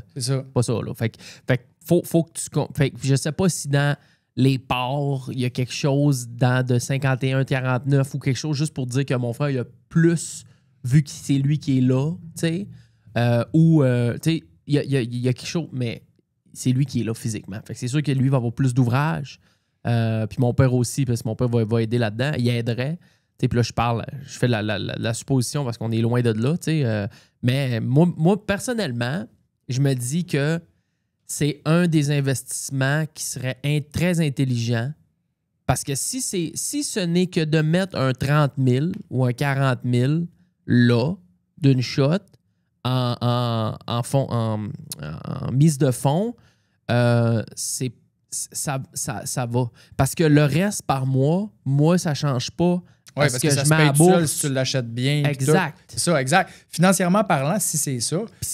Puis excuse-moi de te couper, puis si c'est mettons, 200-300$ de plus que je dois rajouter, moi, par mois, je ne vais pas me crisser dans la marde pour un 200-300$. Puis mon frère, un 200-300$ aussi de son bord. C'est ça, mais idéalement, quand tu fais tes calculs, c'est que tu ne veux pas avoir besoin de débourser. C'est ça, exact. Zéro, puis un plus-value de 200$ au moins. C'est là que c'est dur en ce moment. Ça, comme je te dis, c'est dans l'idéal. Puis oui, il y en a en immobilier qui peuvent dire, bon, si tu les gardes vraiment longtemps, tu vas te refaire ça à plus-value, puis tout, mais il faut que tu penses aussi, bon, si ça va mal, puis qu'à un moment donné, il faut l'assumer, ben là, on est-tu correct? On a-tu les reins assez solides pour ça? Là, on fait ta situation, mais j'essaie de donner des cues au monde, mettons, qui commenceraient, puis ils sont plus short. Là. C'est comme si tu achètes un immeuble en pensant que c'est un beau projet, mais que ça va mal, mais que tu n'as pas les liquidités pour assumer les moments que ça va mal ou que maintenant, tu as un locataire il faut que tu refasses le logement, puis là, tu trouves pas de locataire. Là, en ce moment, il y a une crise du logement, fait que c'est pas dur de trouver des locataires. Là, mais tu sais, mettons que ça arrive dans quelques années que tu as de la misère à louer ou que tu n'es pas capable de louer au prix que tu veux, puis il faut que il arrive n'importe quoi, puis il faut que tu te débourses de ta poche. Es-tu capable de l'assumer? Puis c'est ça qui est important. Là. Fait que c'est toutes des questions à se poser parce que l'immobilier, contrairement, mettons, à un FNB, c'est que c'est beaucoup plus actif, puis tu peux faire des erreurs qui vont te coûter beaucoup plus cher. Puis là aussi, c'est qu'il y a une dette qui vient avec ça. Puis quand il y a une dette, c'est le fun pour l'effet de levier parce que c'est positif. Genre, si ça va bien, ça amplifie tes gains, c'est cool, l'effet de levier quand ça va bien. Puis tu sais, techniquement, l'effet de levier, c'est une des affaires les plus puissantes pour t'enrichir si c'est bien fait.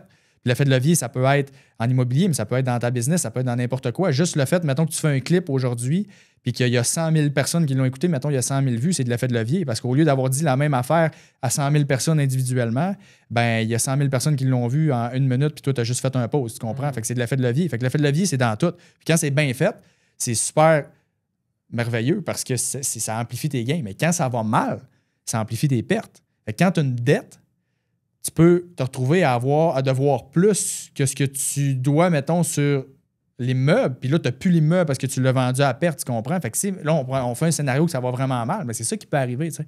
Fait que quelqu'un qui est over-leverage, qui est vraiment super endetté, puis qui n'a pas les rangs assez solides, si ça va mal à un moment donné, puis là, il faut qu'il vende pour X raisons, c'est comme là, ça peut être ça, tu sais. Comme si je reviens à mon exemple de vidéo, tu fais un clip de 100 000 vues, mais là, tu passes vraiment pour un cave. Là, tu as 100 000 personnes qui ont vu. C'est l'effet de levier inverse. Exactement. Fait que là, tu peux avoir perdu énormément. Là, tu sais. OK. Bon, ben c'est sûr que c'est beaucoup de choses à checker. Tu sais, puis... Bon, encore là, ça vaut-tu la peine ou je continue de mettre... Mais le calcul que tu vas avoir à faire, tu sais, je veux dire, au pire, sinon tu me réécriras pour le valider, mais c'est comme... Tu sais, c'est juste ça. Il faut que tu vérifies, dans le fond, au net, mettons. Quand tu vas avoir fait ton vrai là, calcul, bon, OK, la prise de valeur, mettons que j'estime ça. Après ça, bon, les revenus dépenses, c'est ça. Mon temps que je vais mettre là-dedans, c'est ça. L'impôt, ça va coûter ça par année. Bon, quand tu as fait tout ton... Parce que le calcul, il n'est pas simple. Il faut quand même que ça soit bien fait pour avoir les vrais chiffres. Puis là, au final, si, mettons, au net, ça équivaut à 3-4 par année, mais que ça te demande plein de temps, plein d'énergie... C'est comme, ben, peut-être que ça vaut pas la peine, tu comprends? Ça dépend. C'est vraiment relatif. Là. Puis il y a du monde pour qui ça pourrait valoir la peine parce qu'ils pourraient peut-être faire 5 puis qu'en ce moment, ils font pas vraiment beaucoup d'argent. Puis ça peut être comme une avenue qui peut être possible pour eux autres.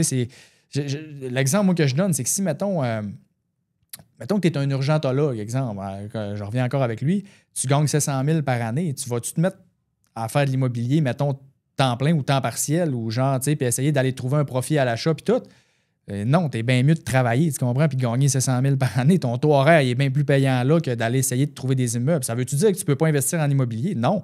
Tu peux investir de d'autres façons passives puis aller chercher quelqu'un qui, lui, va plus être sur le terrain parce que lui a besoin de financement. Exact. Puis lui, son taux horaire, mettons, il est bon, tu sais, parce que tu as un gars de la construction qui est capable de tout faire tout seul puis qui gagne 60 000 par année, mettons, déclaré. Ouais. Il gagne 60 000 par année.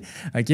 Ben, c'est comme le gars de construction. Peut-être que lui, d'aller chercher des immeubles puis de faire les travaux puis tout, il est capable d'augmenter son taux horaire puis de gagner, mettons, l'équivalent de 80 000 par année. Tu comprends? S'il se concentre juste à l'immobilier. Fait que lui, ça peut être bon de dire je me concentre juste à l'immobilier. Fait que c'est pour ça que c'est du cas par cas. C'est pas automatique. L'immobilier, c'est automatiquement un bon move pour tout le monde. Puis dépendamment du type de move aussi. T'sais. Fait que c'est vraiment relatif. Mais dans ton cas, le calcul va être à ça, c'est combien vaut mon temps, puis combien que ça va me prendre de temps, que je vais. Si c'est juste du passif, puis que ça équivaut à 7-8 par année, puis que ça diversifie ton portefeuille, puis tout, ben go, c'est bien correct, si ça répond à ça.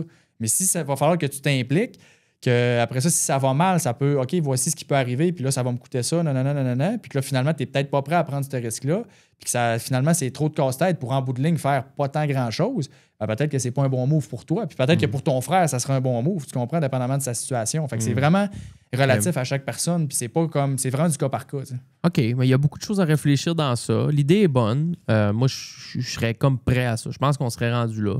Mais c'est sûr que de l'immobilier qui est bien fait, c'est tout le temps, à long terme, ça va toujours être excellent. Quand c'est bien fait, je veux dire, c'est toujours un bon avenue, l'immobilier. Généralement, l'immobilier, c'est aussi, c'est là que c'est un véhicule pour faire croître ta richesse que tu as déjà, pour entretenir ta richesse. T'sais, souvent, les gens vont utiliser l'immobilier quand ils ont déjà de l'argent pour le pitcher là-dedans pour continuer à le faire croître. C'est souvent ça. Fait ils vont mettre ça en gestion pour ne pas avoir besoin d'aller sur le terrain. C'est ça, exactement. Fait que c'est vraiment un très beau véhicule, puis c'est vraiment très bon, mais c'est comme quand tu commences, comme on a dit, c'est du cas par cas, puis c'est pas fait non plus pour tout le monde. Puis il y a du monde qui vont vraiment être plus payants à pas avoir d'immobilier puis faire d'autres choses que d'avoir de l'immobilier au début, mettons, puis éventuellement investir en l'immobilier, mais de façon passive, puis de d'autres types de façons. Il y a beaucoup de...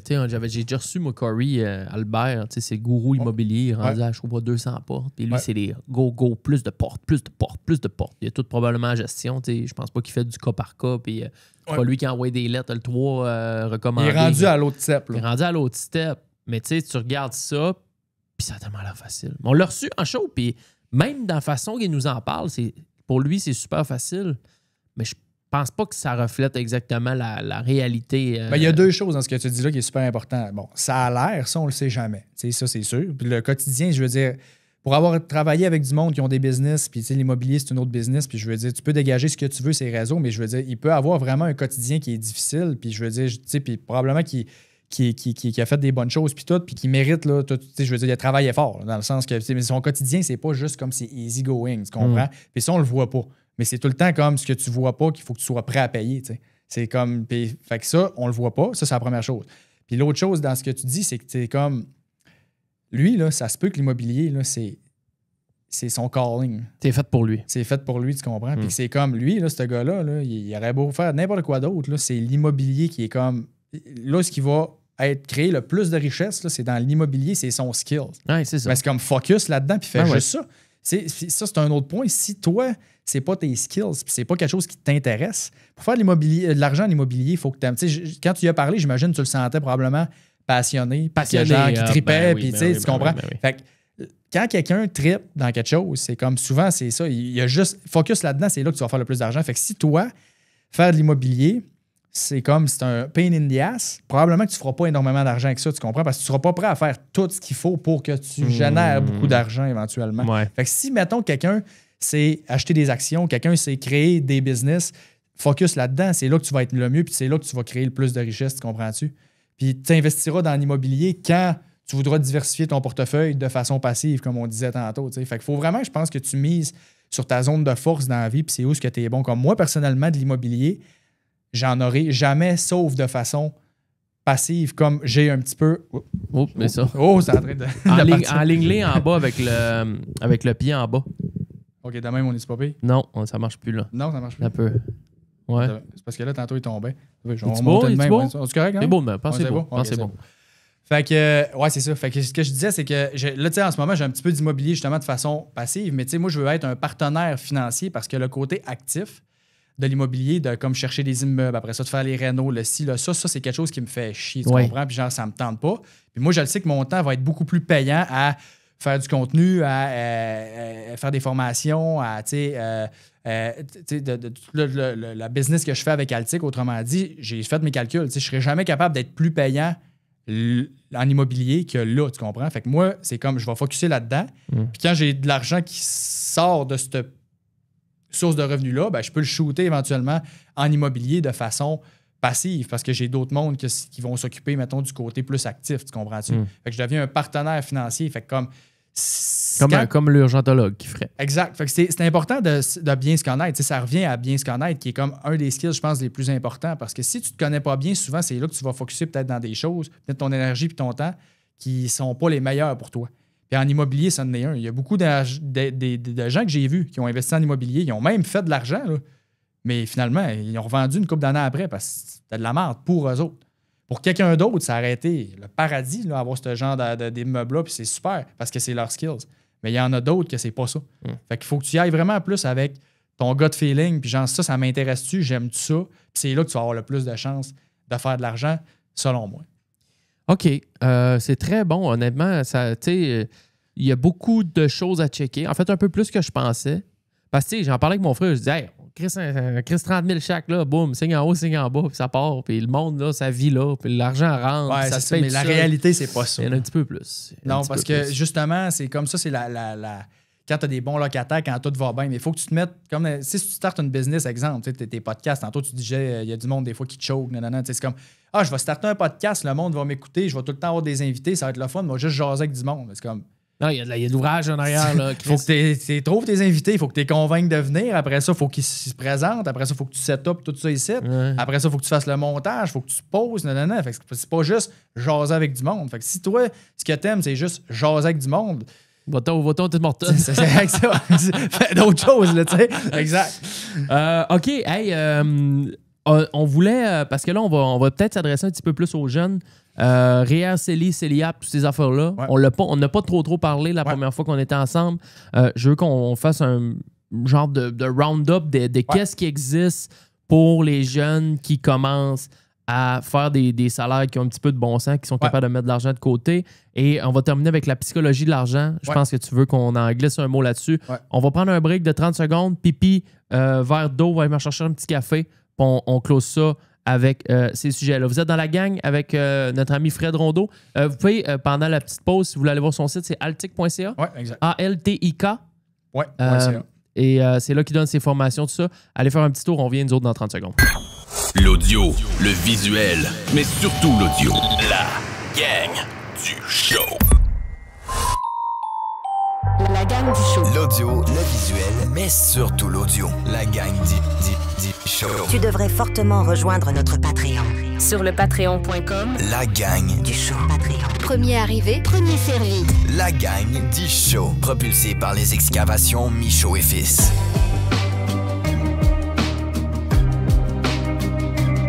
Hey, merci aux Patreons qui ont rejoint pendant la pause estivale. Une dizaine. Je vous salue. Merci beaucoup. Désolé. Je pensais qu'il allait avoir plus de stock que ça en avance, mais... il y en a 2-3, mettez-vous bien. Patreon.com, la gang du show, c'est la meilleure façon de nous soutenir, vous le savez. Vous êtes les bienvenus là-dessus. Shows musicaux 2-3 fois par mois. Toutes les shows sont en avance aussi. Vous avez des petites exclusivités à gauche, à droite. Je fais plein de posts. Tous les vlogs sont en avance pour les Patreons également. Un genre de 3 jours d'avance, 72 heures avant que les vlogs sortent sur YouTube. Je vous les mets sur Patreon, donc vous avez l'exclusivité là-dessus aussi. Plusieurs de petits avantages, donc merci à tous ceux qui sont là. Nos G-Max, nos Big Ten et nos Fiverr. Gros bisous. Gros bisous, gros bisous. On voulait... on est REER, CELI, CELIAP. Moi j'ai rien qu'un CELI. Pas de REER. Ah ouais? Pourquoi? J'ai parlé avec mon parent en fin de semaine au chalet. Bon, c'était bien la seule affaire qui était le fun au chalet. Non, c'est pas vrai, j'adore le chalet. J'ai aimé ça, mais c'est le moment de jaser quand on va au chalet. Puis j'ai parlé avec mon parrain, puis c'est ça qu'il me disait. Il me disait, tu devrais mettre au moins 5000 de REER par année. Je devrais crisser un genre de 100$ par semaine de REER. Il dit, ça serait intelligent. Ouais, mais pourquoi, dans le fond, t'en mets pas? Parce que j'ai jamais seté ça. Tout simplement. Moi, Okay. je mets de l'argent en bourse, puis que that's it. Ouais, mais tu peux le mettre en bourse à l'intérieur de ton REER. Oui, exact. Fait que je la mets présentement à la bourse dans un CELI. À un moment donné, bientôt, le CELI va être full. Fait que là, je sais pas trop, le CELI est foulé, je dois le refouler à chaque année. Mais tu sais, moi, je me reprends pour toutes les années ce que je n'ai pas mis. Ouais, mais le REER, c'est la même affaire. Parce que tu as gagné des bons revenus, fait que tu as accumulé quand même probablement un bon pot que tu peux mettre en REER. Ça, tu le vois sur ton avis de cotisation du fédéral en passant. T'es-tu capable de l'approcher un petit peu, ton micro? Je vais me rapprocher de même. Ouais, c'est parfait. Bon? Bien. Fait que, tu le vois sur ton avis de cotisation du fédéral. Là. Combien est-ce que je peux mettre en REER là-dedans? Tu as dû accumuler un beau petit pactole. Chris, t'as raison, hostie. Ouais, ça va te dire combien que tu peux mettre vos droits de cotisation REER pour 2025. Là, ça j'ai les droits de 24, 23, 22, 21 que j'ai pas remplis. Ouais, exactement. Ça s'accumule comme le CELI, dans le fond. Que, on va faire la distinction. La première chose à comprendre avec les véhicules, parce que ça, c'est des véhicules de placement. OK? Puis la première distinction à comprendre, c'est ça. C'est que ce sont des véhicules. Fait que mettons que tu dis... des fois, tu vas entendre des gens, le CELI, c'est pas payant, ou le REER, c'est de la merde, nanana. C'est comme... Non, c'est pas le CELI qui est pas payant, c'est dans quoi tu l'as investi. OK? Parce que techniquement, un REER, un CELI, c'est une coquille vide. Il n'y a rien dedans. OK? Fait que ça veut dire que si ton CELI, tu l'ouvres, tu mets rien dedans, ben, il se passe rien. OK? Jusque-là, tu me suis? Mm-hmm. Fait qu'après ça, mettons que tu as un REER, c'est comme si tu as un véhicule, mettons c'est une moto, puis tu as un CELI, c'est comme si c'était un skidoo. OK? Puis là, mettons, ton REER, tu mets du gaz dedans, puis ton CELI, tu mets du sable. Quand tu vas arriver pour prendre ton 4 roues, tu vas trouver qu'il va bien, puis quand tu vas trouver que tu prends ton skidoo, tu vas dire, Chris, il avance pas.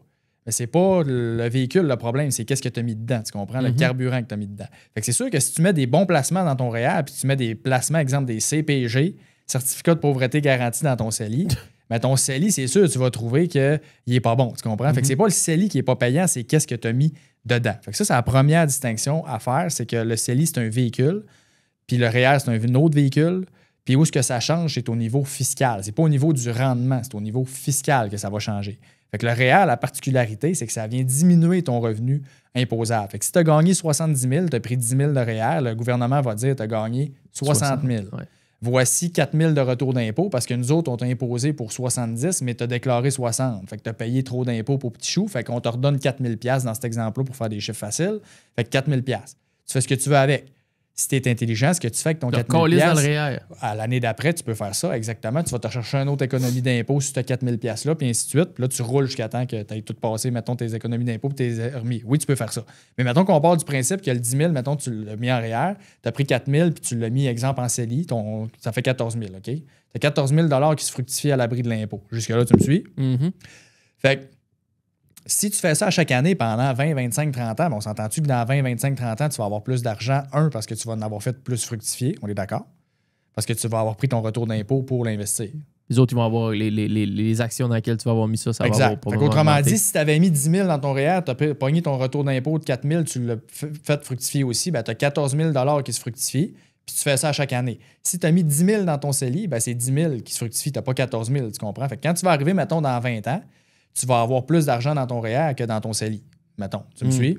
Sauf que l'affaire, c'est que là, tu vas dire, ouais, mais là, le CELI, c'est non imposable, le REER, c'est imposable. Ouais, mais ça, c'est vrai. Sauf que ça dépend comment tu vas le sortir. Parce que si tu es stratégique un petit peu puis tu es brillant, mettons, je pense que tu es quand même un gars qui a une bonne, wise un peu, là. OK? Fait que ça veut dire que ton REER, quand tu vas le sortir, tu vas tout t'arranger pour qu'il soit. Pour payer plus d'impôts que ce que tu t'es fait donner au début ou moins d'impôts, d'après toi? Ben, moi, t'essaies pour moins. Exact. Fait que si tu es stratégique, le but du REER, c'est de dire, OK, là, je fais des grosses années, je gagne, mettons, 100 000, 150, 200 000 par année, je paye 45-50 d'impôts. Tu prends tes REER quand tu vas sauver ça d'impôts.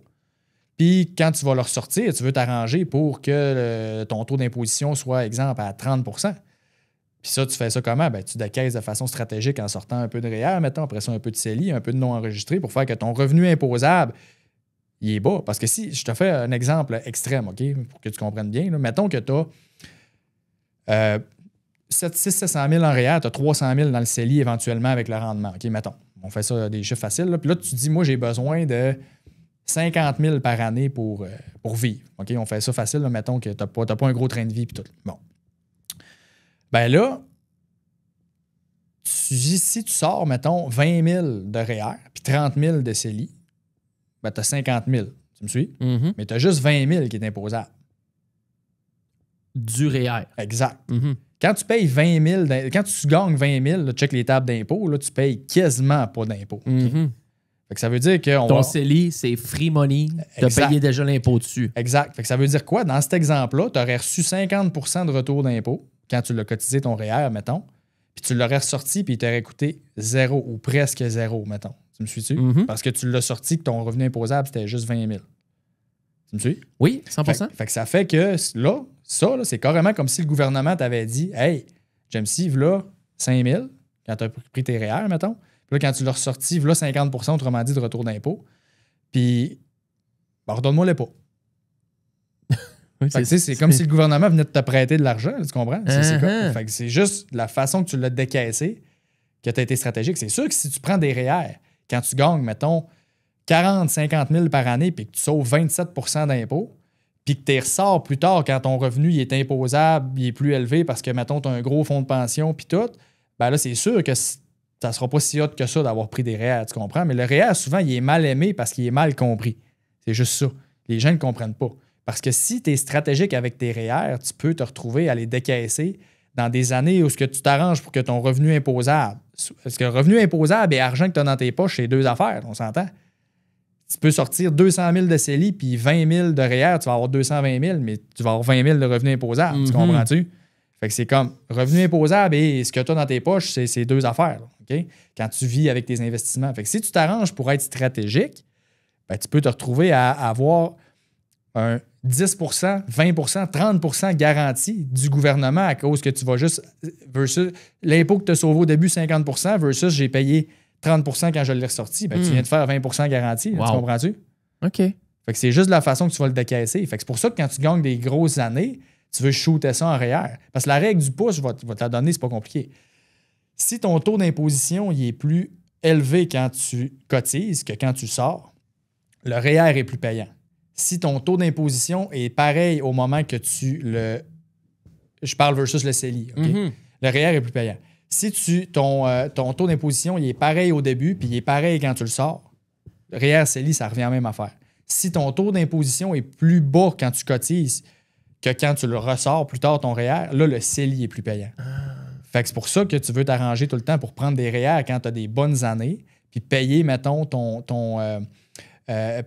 sauver, économiser 40-50 d'impôts puis le ressortir quand ton taux d'imposition va être plus bas. Fait qu'autrement dit, le REER, c'est le premier véhicule à aller checker. Mettons que tu n'as pas d'enfant, on va y venir après, mais mettons que tu n'as pas d'enfant, c'est le REER que tu mets en premier avant le CELI. si tu gagnes des bons revenus. Parce que avec l'économie d'impôts que tu fais puis que tu réinvestis puis que tu ressors plus tard à moins d'impôts, ben, ça va être plus payant que le CELI. Tu me suis-tu? Oui. C'est ça. Fait que REER en premier, CELI en deuxième, si tu gagnes des bons revenus. Si tu gagnes, mettons, 45 000 par année, puis que là, tu es à 27 de taux d'imposition, mettons, si tu prends des REER, là, tu es mieux d'attendre à plus tard si tu sais que tes revenus vont augmenter. Fait que là, tu mets ça en CELI.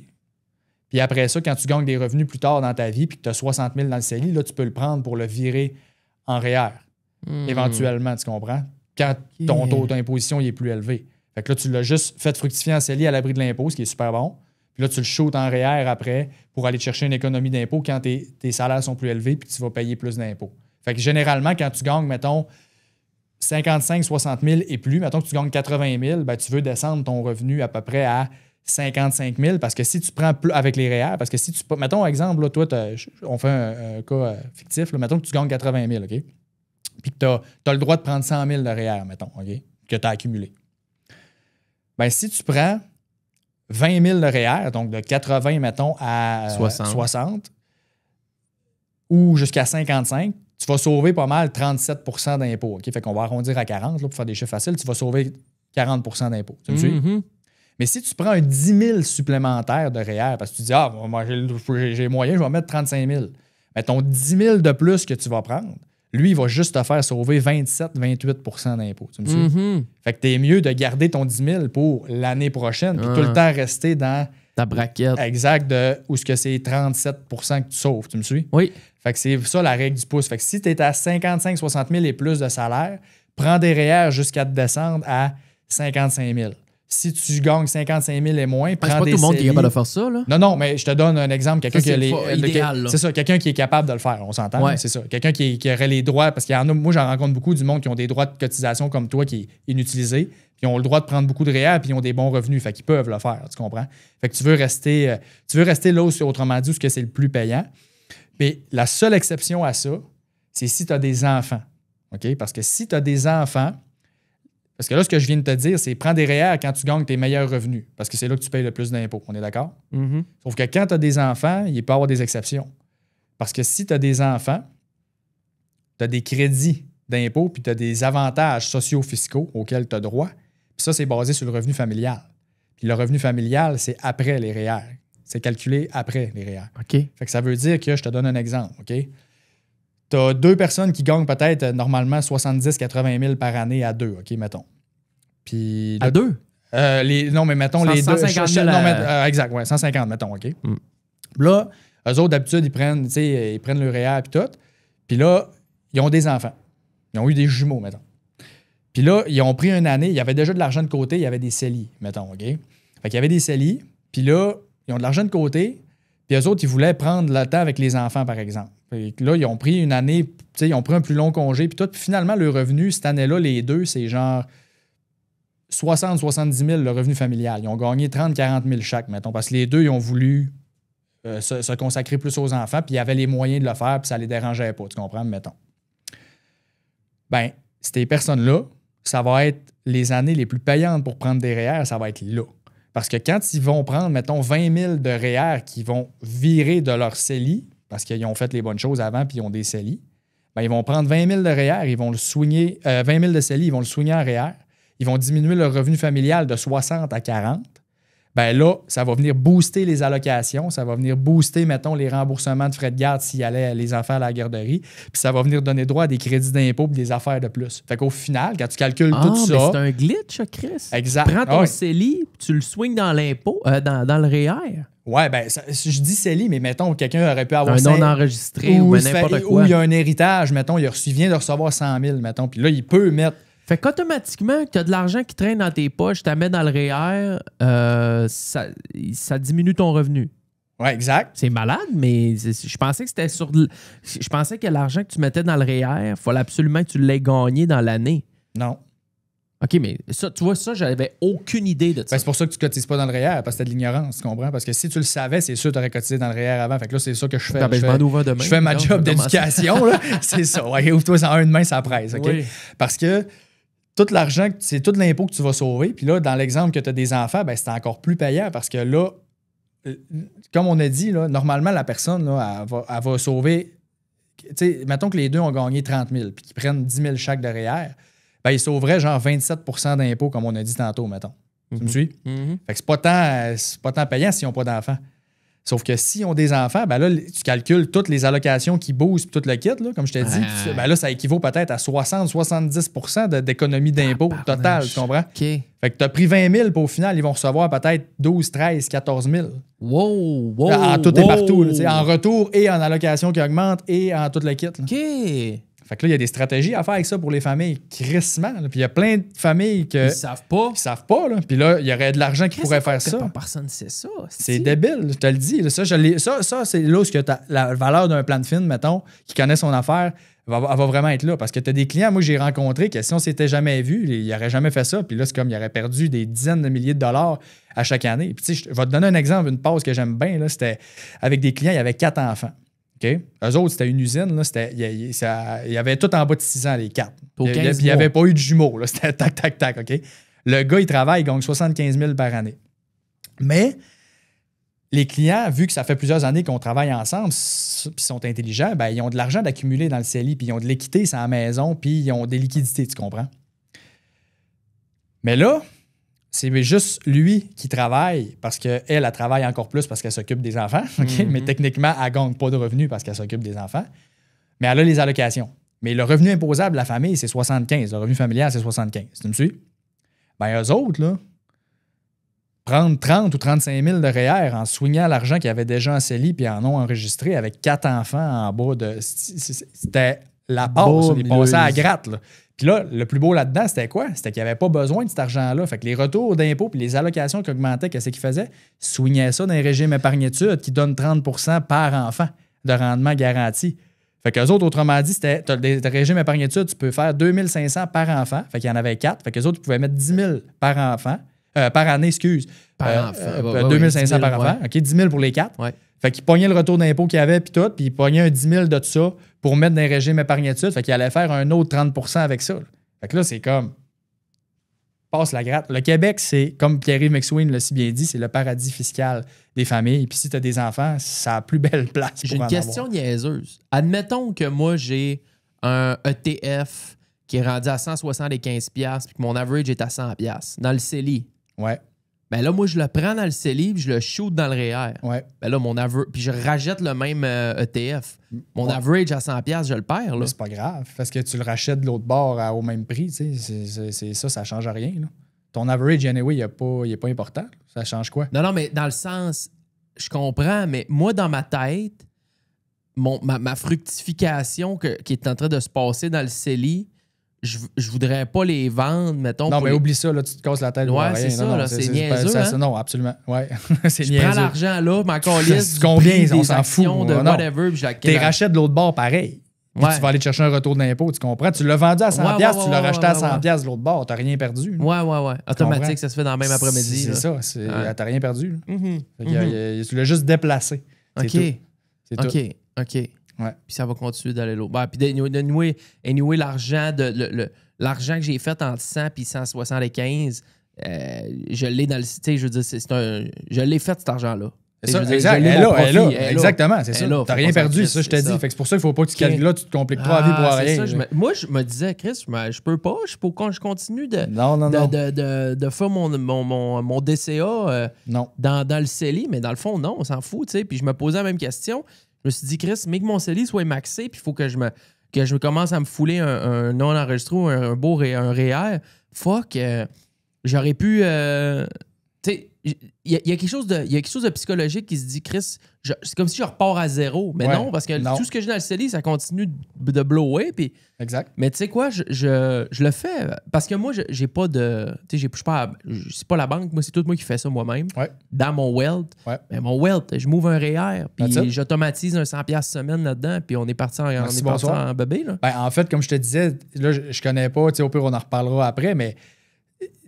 Il faut que tu mettes des REER, pas juste 100$ par semaine. Il faut que tu mettes le plus de REER que tu peux à partir de là, parce que c'est là que c'est le plus payant pour toi. Si ton but, c'est de faire travailler ton argent à long terme puis tu vises l'indépendance financière, mettons, là, c'est ça qui est le plus payant pour toi. Parce que si tu me dis, je veux sortir l'argent dans 3 ans, là, c'est pas pareil. Là, le garder dans le CELI, si tu en as besoin.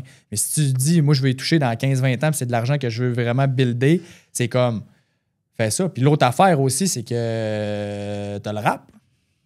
Avec le REER, qu'est-ce que tu peux faire? Là? Fait que là, toi, si éventuellement tu parlais d'immobilier tantôt, si tu achètes de quoi, mettons, ben là, tu vas pouvoir faire des stratégies avec ça. Il y a plein de choses à faire avec ça aussi. Là. C'est de l'argent ramassé à terre aussi si t'es stratégique. L'affaire, c'est que je veux pas se prêter. Tu sais, mettons, là, j'ai un 400$ que je peux placer par semaine.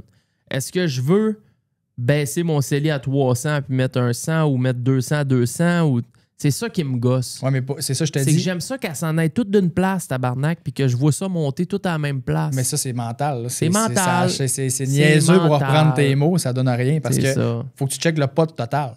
Que tu aies 100 000 dans ton REER ou que tu aies 50 000... que tu aies 100 000 dans ton CELI ou que tu aies 50 000 REER, 50 000 CELI, tu as 100 000, tu comprends-tu? Puis là, le REER, c'est quel qui est le plus avantageux fiscalement, comme on a dit, selon la situation? Ben là, mettons, dans ton cas, c'est le REER, ben t'es mieux de cotiser en REER. En tant que travailleur autonome. En tant qu'employé ou travailleur autonome, on s'en fout. Ça va avec le taux d'imposition et tes objectifs. Comme je te dis, si tu me parles, Fred, moi, cet argent-là, je veux que ça soit la plus payante possible, mettons, puis je le ressors dans 20 ans. Moi, je ne touche pas, je la fais travailler pendant 20 ans. C'est sûr. Si c'est ça. C'est ça, moi. REER, all-in, si tu as des bons salaires, comme on disait tantôt, puis que ce que tu sauves en impôts, c'est bon, REER. Parce que tu fais un rendement garanti de 10, 20, 25 % dépendamment de ton taux d'imposition. Quand tu vas le ressortir, ça va être quoi, comme on disait tantôt? Fait que si tu es stratégique lors de ton décaissement, tu viens de te faire un rendement garanti, mettons, de peut-être 20 %. Ton CELI ne te fera pas ça, là, un rendement garanti de 20 %, tu comprends-tu? Fait que autrement dit, c'est que ton REER va te donner ton même rendement que ton CELI parce que tu vas l'investir dans la même affaire, mais en plus, à cause de l'avantage fiscal, tu vas faire un 20 % supplémentaire si tu es stratégique quand tu vas le sortir. Fait que le REER, c'est crissement bon, c'est juste que c'est mal compris. Puis souvent, les gens, des fois, où est-ce que c'est mal compris, c'est des jobs qui ont des fonds de pension, puis tout, puis eux autres, ils gagnent de l'argent plus tard avec le fonds de pension. Fait que quand ils ressortent des REER, ils se font imposer pas mal, puis tout ça, sur le REER. Fait que là, ils sont comme, c'est pas bon, mais c'est parce que c'est pas tout le monde qui est dans cette situation-là. Puis c'est pas vrai que c'est pas bon parce qu'au final, ça revient au même. Puis des fois, dépendamment de ton taux d'imposition. Puis tu sais, mettons, là, moi, ce que j'ai vu, c'est que souvent, le monde y oublie, tu sais. Tu le sais, là, le monde oublie vite. Fait que mettons que le gars, il travaille à l'usine, puis là, il a pris 10 000 de REER, mais il a pris 20 000 de REER, puis il a sauvé 50 % d'impôts. Il a pogné ces 10 000-là, puis il est allé s'acheter un skidoo avec. Non, ouais. Mais là, il le ressort plus tard, là, son REER, dans 10-15 ans. Là. Puis là, il dit, il faut que je repaye 7-8 000 d'impôts. Le gouvernement, c'est des voleurs. Ouais, mais t'as peu. Hein. Ton retour d'impôt, tu l'as pris, mais au lieu de l'investir, tu t'as acheté un skidoo. Tu l'aurais pas eu, ton skidoo, là, payé cash si tu n'avais pas eu ton retour d'impôt, tu comprends? Fait que le monde, il a oublié ça qu'il y a 15 ans, il a fait ça. C'est à cause du retour d'impôt qu'il y a eu à cause du REER, tu comprends? Fait que les gens, ils oublient ça. Là. Genre, ils checkent combien ils payent d'impôts, mais ils oublient combien ils ont reçu, tu sais. Fait que c'est pour ça que quand tu fais vraiment tout l'état des calculs puis tu es stratégique, comme je disais, si tes REER, tes cotises au bon moment, tu es stratégique, puis que tu sors au bon moment puis tu es stratégique, c'est ultra payant comme véhicule. Fait que c'est vraiment une des meilleures choses que tu peux faire quand tu es stratégique. Mais ça, faut que tu le sois. Rapidement, CELIAP, ça, c'est un genre de CELI, puis ça, c'est pour ton ta première maison. C'est comme un hybride entre le REER et le CELI. Fait que tu as les avantages du REER, tu as les avantages du CELI, puis tu n'as pas vraiment les inconvénients, mettons. Okay? Fait que dans le fond, c'est que ça fait diminuer ton revenu imposable comme le REER, mais t'es non imposable quand tu le ressors. Exactement. Mais c'est pour une première maison. That's it. That's it. Tu peux pas mettre ça là pour le fun. Par contre, ce qui est fou, c'est que si finalement, tu n'achètes pas de maison, fait que autre point pour toi, tu n'achètes pas de maison, tu peux le transférer dans tes REER sans impact fiscal. Puis c'est comme si tu viens de créer 40 000 de droits supplémentaires de REER. Tabarnak, OK, wow. Fait que là, toi, demain, il faut que tu ouvres un REER puis un CELIAP. Parce que même si tu achètes, mettons, une maison éventuellement... je peux pas placer 1000$ par semaine, là. Wow. Non, mais c'est ça qui est plus payant avant ton CELI. Puis là, tu peux même swinger du CELI dans ton CELIAP. Parce que là, dans le fond, si, exemple, tu as 100 000 dans ton CELI, mettons, on dit des chiffres de même, tu vas swinger 8 000 dans ton CELIAP. Tu vas aller te chercher le retour d'impôt. Tu comprends? Ça fait que tu vas continuer ton prélèvement comme thème par semaine. T'sais, autrement dit, là, continue à faire ton prélèvement dans ton CELI, mais fais juste virer ton CELI à ton REER et à ton CELIAP, mettons les montants que tu as besoin, puis après, mets l'argent dans ton CELI parce que tes droits de cotisation, tu les récupères l'année d'après. Ce que tu as sorti de ton CELI, qui est pour mettre dans le CELIAP et dans le REER, là, tu vas pouvoir le remettre dans ton CELI l'année d'après, tu le regagnes l'année d'après. Fait que si toi, tu veux pas te compliquer la vie, comme tu disais tantôt, là. Il faut ça, c'est ça. Ça, c'est moi, je fais rien que mettre d'argent dans le CELI. Fait que Tu manquais juste de l'optimisation. Je dors sur... J'ai un beau montant, mais je dors sur... L'argent que le gouvernement pourrait te donner demain. Ouais. Juste parce que l'argent que je place, je la place pas dans la bonne boîte. Exact. Niaiseux pareil, hein? En ce moment, là, c'est comme si je te disais, Jamesy, il y a 15 000 $ à terre, penche-toi, ramasse-les, mettons. C'est à peu près ça. Ouais. Wow. Puis c'est pas rétroactif, ça? Si je lui dis, je le full ça pour les 6 dernières années. Ouais, sauf que ça va aller sur ton année d'imposition là. Fait que c'est comme si tu as un astifi de gros salaire, mettons, tu gagnes 500 000 cette année, tu pourrais mettre 200 000 de CELI puis de REER puis sauver, mettons, 200 000 d'impôts. Une blinde. D'un one shot, mais il faut que tu aies le salaire qui va en conséquence. Là, c'est ça. Mais comme l'urgentologue qu'on parlait tantôt, là, ben, lui, là, il y avait, je pense, 160 000 de droits REER qu'il pouvait émettre d'accumuler. Ben, il peut le mettre one shot puis il va sauver 50 % d'impôts. Bon, ben, je vais aller voir quelqu'un à Montréal je veux juste sortir mes slips, mes papiers, mes affaires, puis ou toi, en fait, là, qu'on peut regarder ça ensemble. Ah ouais, on peut checker ça. On va organiser ça pour le. Parce que là, je viens de payer mes impôts, c'est fait que ça va aller l'année prochaine. Mais tu sais, comme, c'était ça mieux parce que. Moi, je suis bien... Tu viens de perdre de l'argent dans les dernières... As-tu lâché? Non, elle a pas lâché. Tu viens de perdre de l'argent, c'est ça, dans les dernières années ramassé à terre juste parce que tu n'étais pas optimisé, tu comprends? Puis ça, c'est le cas de tout le monde. T'sais, moi, je n'ai rencontré des centaines et des centaines de clients en 11 ans. Là. Puis que ce soit quand j'étais en cabinet ou à cette heure, que j'ai du monde qui m'écrit et tout ça. Puis j'ai jamais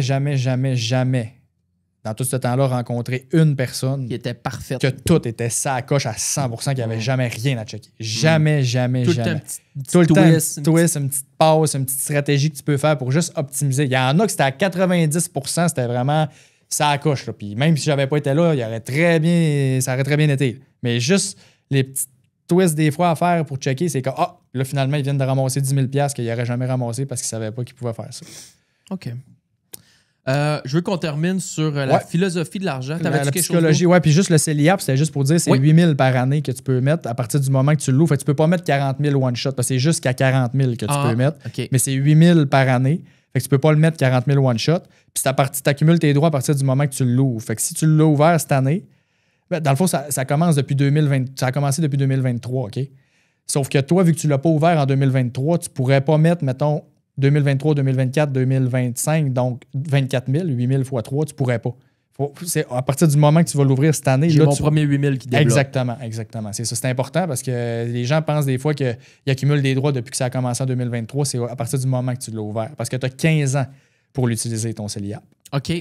Si tu ne l'as pas utilisé, c'est là que tu le peux souligner en réel. Ça fonctionne-tu si j'achète un triplex avec mon frère? Si t'es pas dedans, non.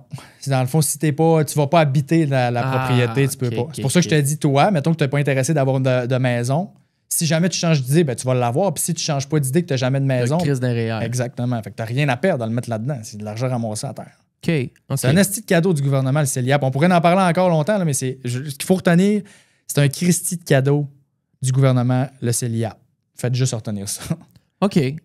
C'est toutes des affaires à voir, à faire, aller voir quelqu'un, consulter quelqu'un. Comme tu dis, je suis sûr que 99% du monde ont des petites... Puis c'est pas de la magouille, c'est toutes des affaires totalement légales que le gouvernement nous offre, qu'il faut juste les saisir, les comprendre, les appliquer. Puis à la fin de l'année, ben, tu vas cash in, dans le pire des cas, un 3000, tu sais. Dans le pire des cas, il y a un 3000 qui va te réapparaître là. Boum! Hein, tabarnak, belle fun, ça. Ouais. Wouh! Tu voyages à Cuba? Non. Faut le remettre. Tu peux. Si t'es moyen, il n'y a pas de trouble, c'est correct. Là. Mais si tu veux, on parle d'optimisation fiscale. Ouais, c'est ça. Psychologie de l'argent pour finir? Ouais. Dans le fond, c'est parce que, tu sais, l'enseignement que je fais beaucoup, les formations, puis tout, tu sais, puis là, on vient de parler de REER. Ça, c'est le côté technique, tu sais. Puis tu parles des actions, des obligations, des FNB, puis tout. C'est comme, OK. Mais ça, c'est genre à peu près 20% de la game. C'est vraiment le gros de la game, il se passe ici. C'est 80% psychologique, l'argent.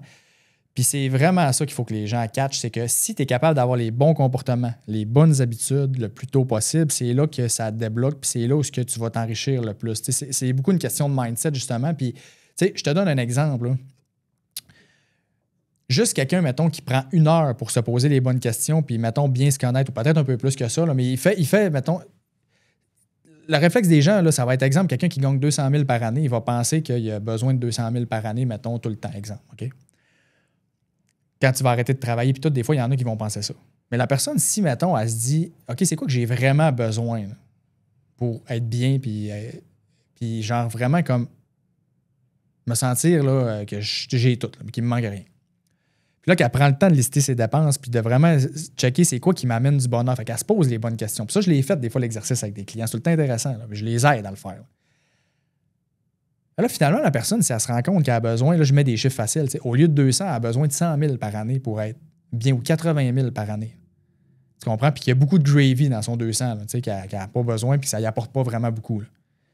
Mais la personne, là, au lieu d'avoir besoin, mettons, de 4 millions, elle a besoin de 2 millions pour être libre. Tu me suis-tu?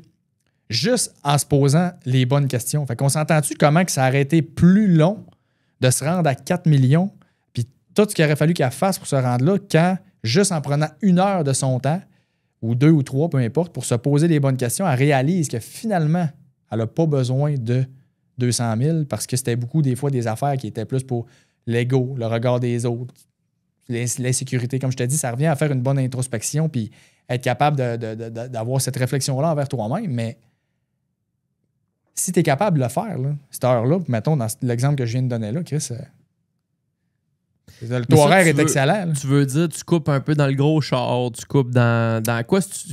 C'est que couper tes dépenses de 50%, il faut que tu travailles fort là, dans les coins. Non. Chris, non. Pas quand tu gagnes des gros salaires et que tu te poses les bonnes questions. C'est ça que je te dis. OK. C'est ça que je te dis. Si tu étais en mode survie, tu gagnes 35 000, oui, tu ne coupes pas. C'est quasiment impossible de couper. C'est pas ça que je dis. Moi, je te donne un exemple parce que j'ai eu beaucoup de rencontres avec des clients qui ont de l'argent. T'sais. J'ai un client, justement, il avait au-dessus de 10 millions. On s'est rencontrés, on a parlé d'un dernier mois. Puis lui, il habite plus au Québec. Là. Il habite ailleurs parce qu'il aime la température puis tout ça. Il habite dans un autre pays. Puis le coût de vie là-bas est très, très faible. Puis ça. Puis lui, il dit probablement que je vais rester là pas mal toute ma vie. Genre, j'ai dit, je tripe vraiment, ça fait comme 2 ans que je suis là. Puis ça. Mais il dit, je l'ai eu, le gros train de vie. Là. Avec les 2 chars, la grosse maison, le ci, là, il y avait les moyens là, d'avoir tout, puis il y avait tout, puis il s'est jamais endetté. Puis, autrement dit, il y avait les moyens de faire tout ce qu'il voulait, tu comprends?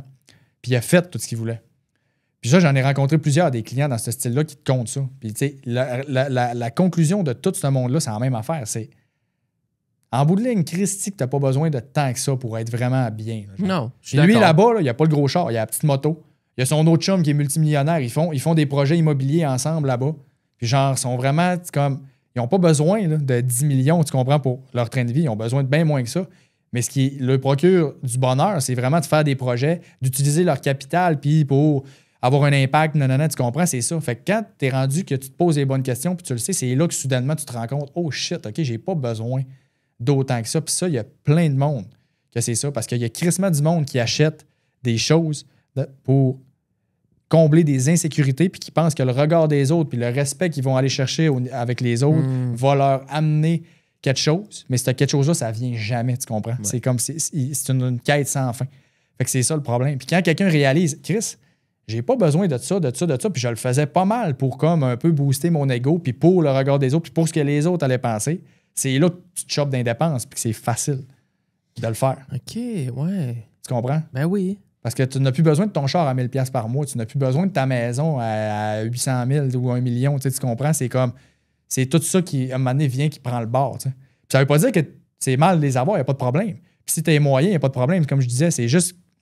Quand quelqu'un a une aspiration d'être libre financièrement, puis que c'est vraiment ça qui est important pour lui, la liberté, mettons, puis qui n'est pas bien en ce moment, ben pose-toi les bonnes questions, puis probablement que tu vas te rendre compte qu'il y a bien du gravy dans ce que tu dépenses, surtout si tu gagnes des bons revenus. Parce que souvent, le monde qui sont le plus mal en point financièrement, puis des fois, qui sont pas bien, genre, avec eux-mêmes, c'est les gens qui gagnent beaucoup d'argent. Parce qu'ils ont souvent un cercle social qui les pousse à consommer, à dépenser, à être un peu comme dans la gang, tu comprends? Ouais. C'est rare, tu vas avoir un médecin qui gagne 500 000 puis qui va avoir un petit train de vie, mettons. Je comprends. C'est rare. Non, mais c'est rare. Ah ouais. Parce qu'ils se tiennent avec d'autres médecins, ils se tiennent avec d'autres mondes qui ont... Mais c'est exactement...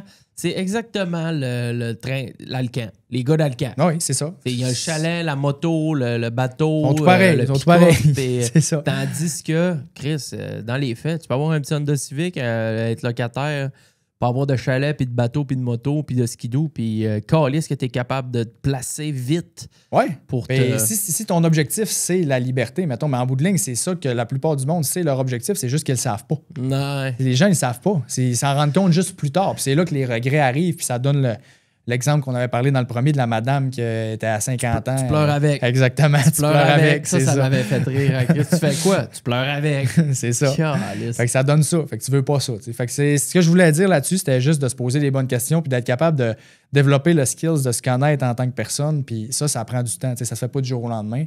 Mais pour quelqu'un qui est jeune, c'est vraiment important de le faire parce que c'est là où tu vas t'enligner le plus vite possible dans la bonne track. Puis une fois que tu es dans la bonne track, c'est là où tu fais moins d'erreurs puis que tu as moins de regrets aussi. T'sais. Fait que quand tu le réalises à 25-30 ans que tu n'as pas besoin de tant que ça pour vraiment fondamentalement être bien, ça change le thinking de « faut que je gagne 400 000 par année pour me payer à Lambo » puis nanana, tu comprends? Si tu veux le faire puis tout c'est correct, peut-être que tu vas te rendre compte plus tard que ça t'amène pas ce que tu penses, mais si ça te nuit pas puis tu es bien là-dedans, il n'y en a pas de problème. Je te dis juste que pour les conversations que j'ai eues avec beaucoup de gens qui ont de l'argent, à un moment donné, la conclusion est toujours la même.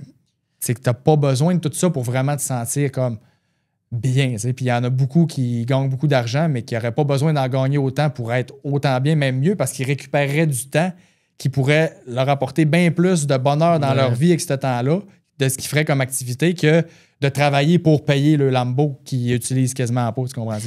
Avec tous les gens que tu rencontres, pour terminer, là, combien en 2025, parce que tu dois rencontrer du monde qui font 30 000, tu dois en rencontrer qui font 2 millions et demi.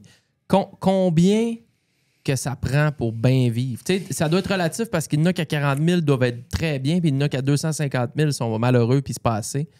Mais une fourchette, en 2025, là, un 80-100... C'est vraiment relatif, comme tu dis. Ouais. C'est vraiment relatif parce qu'il y a du monde qui sont vraiment capables de faire des miracles avec 60 000 par année parce que, justement, ils gèrent bien leurs affaires puis ils n'ont pas des gros trains de vie puis ils sont bien là-dedans. T'sais, moi, ce que je retiens, c'est tout le temps, t'es-tu bien là-dedans? T'sais? Puis j'en ai qui gagnent 300, 400, 500, 700 puis qu'ils sont pas bien ou qui sont bien aussi puis ils ont un gros train de vie puis ils sont bien puis ils ont les moyens, tu comprends? Fait que c'est vraiment relatif. Mais je te dirais, tu sais, mettons, là... En bas de 50 000, là, ça commence à être difficile, tu sais, genre avec toute l'inflation, tout le coût de la vie, tout ça, ça commence à être quand même difficile de dire que t'es pas en mode survie, mettons. Là, ça commence à être plus tough un peu. Fait que, tu sais, c'est sûr que si tu as des enfants, tu as des allocations, puis tout le kit, puis que tes enfants, justement, tu les achètes pas plein de gogos, puis tu n'as pas un énorme train de vie avec les enfants, ça peut... Tu peux avoir 50 000 puis avoir quand même beaucoup d'allocations puis être quand même correct. T'sais. Comme je te dis, c'est ça. Mais mettons, pour une personne, là, en bas de 40, c'est vraiment tough. Ouais. Genre, ça va être difficile d'investir. Ah, on s'entend. Pas un étudiant qui est chez ses parents. Non, là, 40 000, il peut piler 20 000. Là, je parle. Quelqu'un qui paye tout seul, là, qui est comme... En bas de 40 000, c'est rough. Là. Tu vas être en mode survie, puis c'est sûr que mettre 10 % de ta paye, ça risque d'être difficile. Ça, je suis conscient. T'sais, des fois, je fais des posts sur les réseaux, 400$ par mois, puis là, des fois, tu reçois du hate un peu parce que, tu sais, puis je précise pas que c'est quelqu'un qui gagne plus, mettons. C'est ça. Là. Fait que, mais je suis conscient qu'il y a du monde qui gagne 40 puis que ça peut être tough.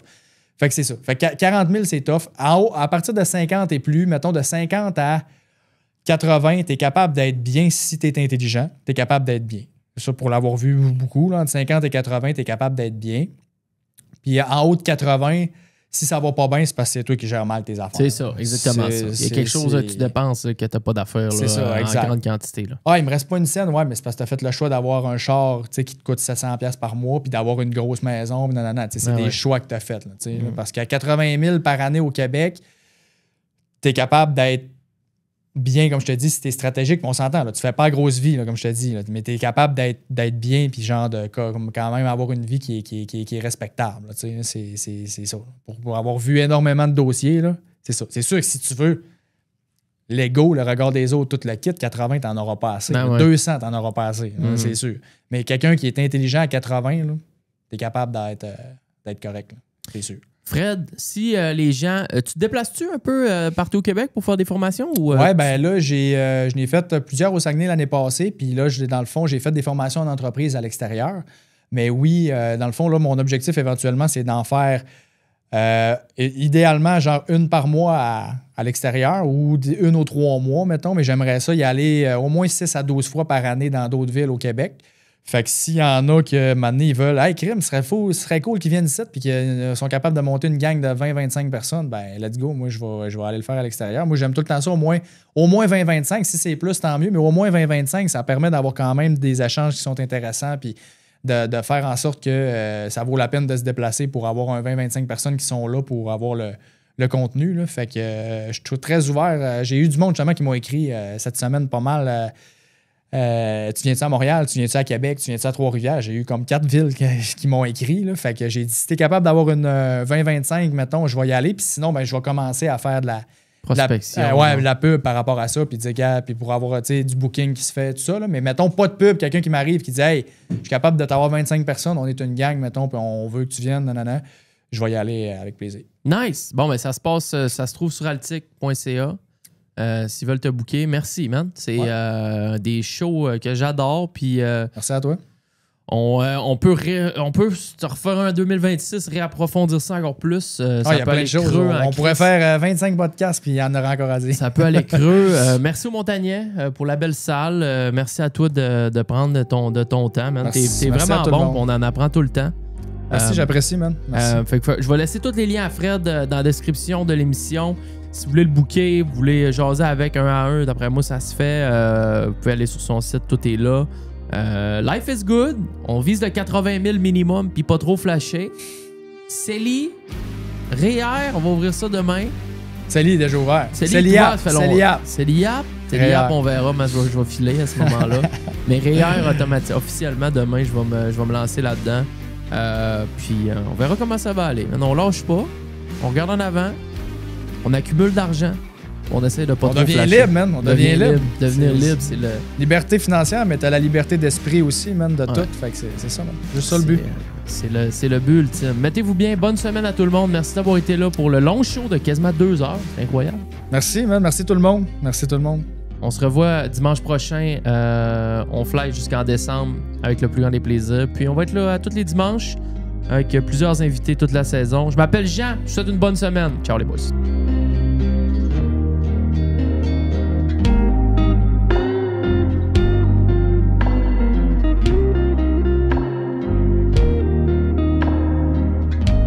La gang du show. Tu devrais fortement rejoindre notre Patreon. Premier arrivé, premier servi.